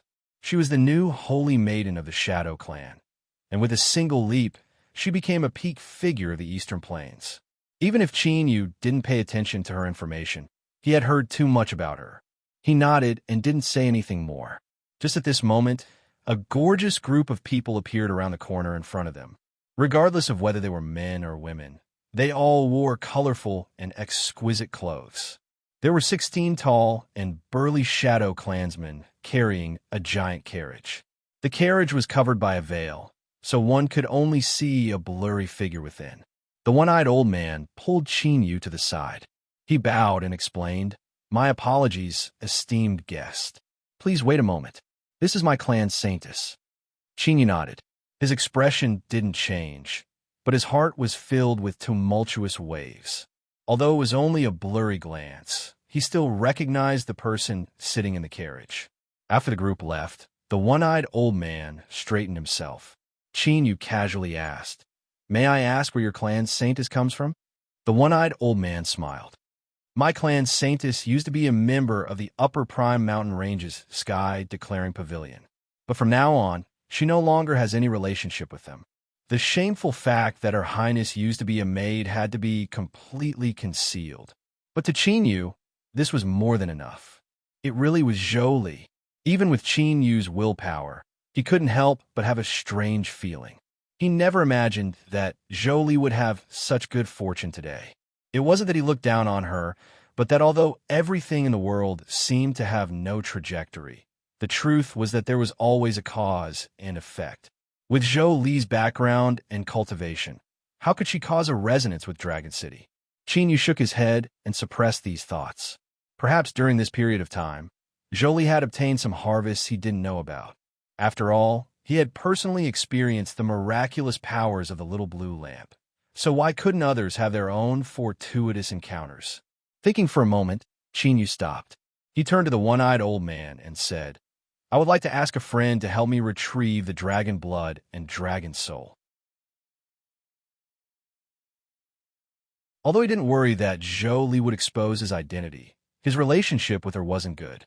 If the two of them met, he feared that something unexpected would happen. It was best to avoid it as much as possible. The one-eyed old man misunderstood his thoughts. His remaining eye turned, and he smiled. "Honored guest, if there is anything you need, the Shadow Clan can help you with. Of course, this help wouldn't be free. For the Shadow Clan, the more shadow trees there were, the better." Qin Yu smiled. "Even if Elder didn't mention it, I would have mentioned it in a moment. I still have 30 shadow trees in my hands, and I would like to borrow your clan's transmission array." He had heard the Shadow Clan members refer to this person as Elder. The one-eyed old man said, "Of course. Towards true guests, my clan has always been happy to provide assistance to the best of our abilities." With just a few words, the transaction was completed.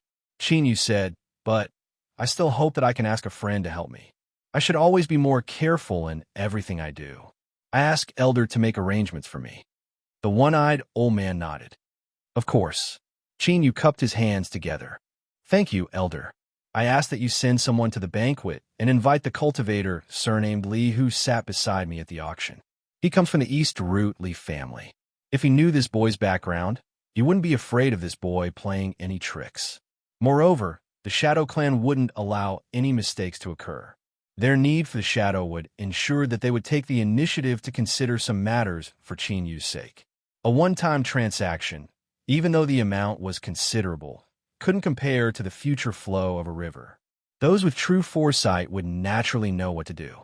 A moment later, Li Xiao, who was paralyzed in a corner of the banquet hall, nearly wet his pants in fright as he looked at the Shadow Clan member who had come to invite him. Luckily, the words that the Shadow Clan member spoke afterwards prevented him from embarrassing himself in front of everyone. Although he didn't understand the meaning behind that person's words, Li Shao clearly didn't have the strength to refuse. He trembled as he left with the Shadow Clan cultivator.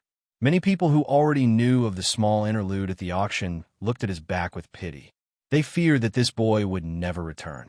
In a luxurious and exquisitely decorated hall, young Master Li bowed respectfully and took the storage ring from the woman's slender and fair hand. Although he knew that the person in front of him was the Shadow Clan Saintess, he didn't dare to look up. Thus, he naturally didn't discover the indifference on Zhou Li's face. Humph! It seemed that Qin Yu had recognized her just now, so he didn't personally come. Was it cowardice, embarrassment, or fear? Thinking of this, Zhou Li's anger burned even deeper. She originally wanted to warn him a few words and help him escape. Although she didn't know who was behind Qin Yu, how could he possibly interfere in a game on the level of a giant crocodile? That's right, to Zhou Li, who knew Qin Yu's background, all of his current composure and glory were nothing but a joke. It was true that a fox flaunting the tigers could allow him to be proud for a moment, but if he made a single mistake, he would die a horrible death. In the end, a person could only rely on their own strength. Why didn't he understand this truth? How naive was he?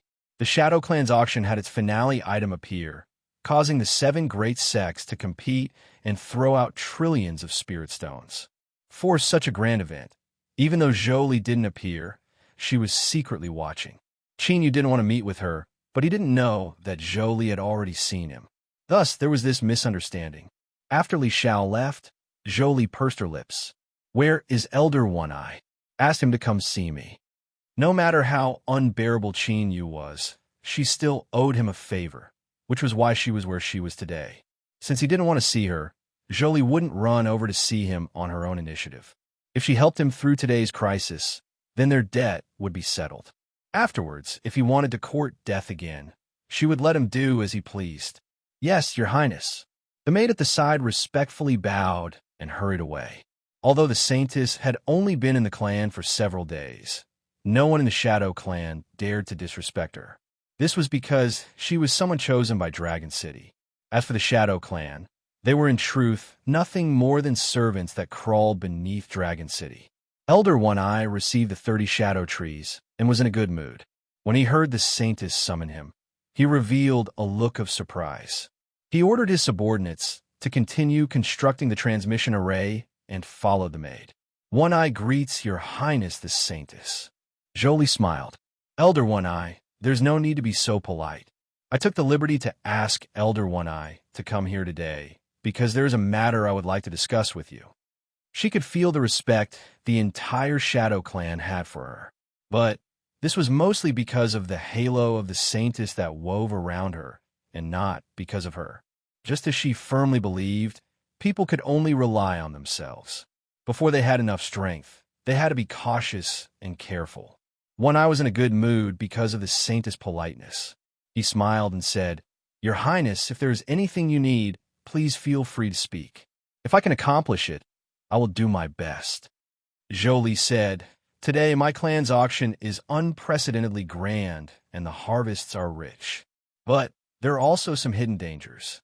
For instance, that witchcraft sect is cruel and unreasonable.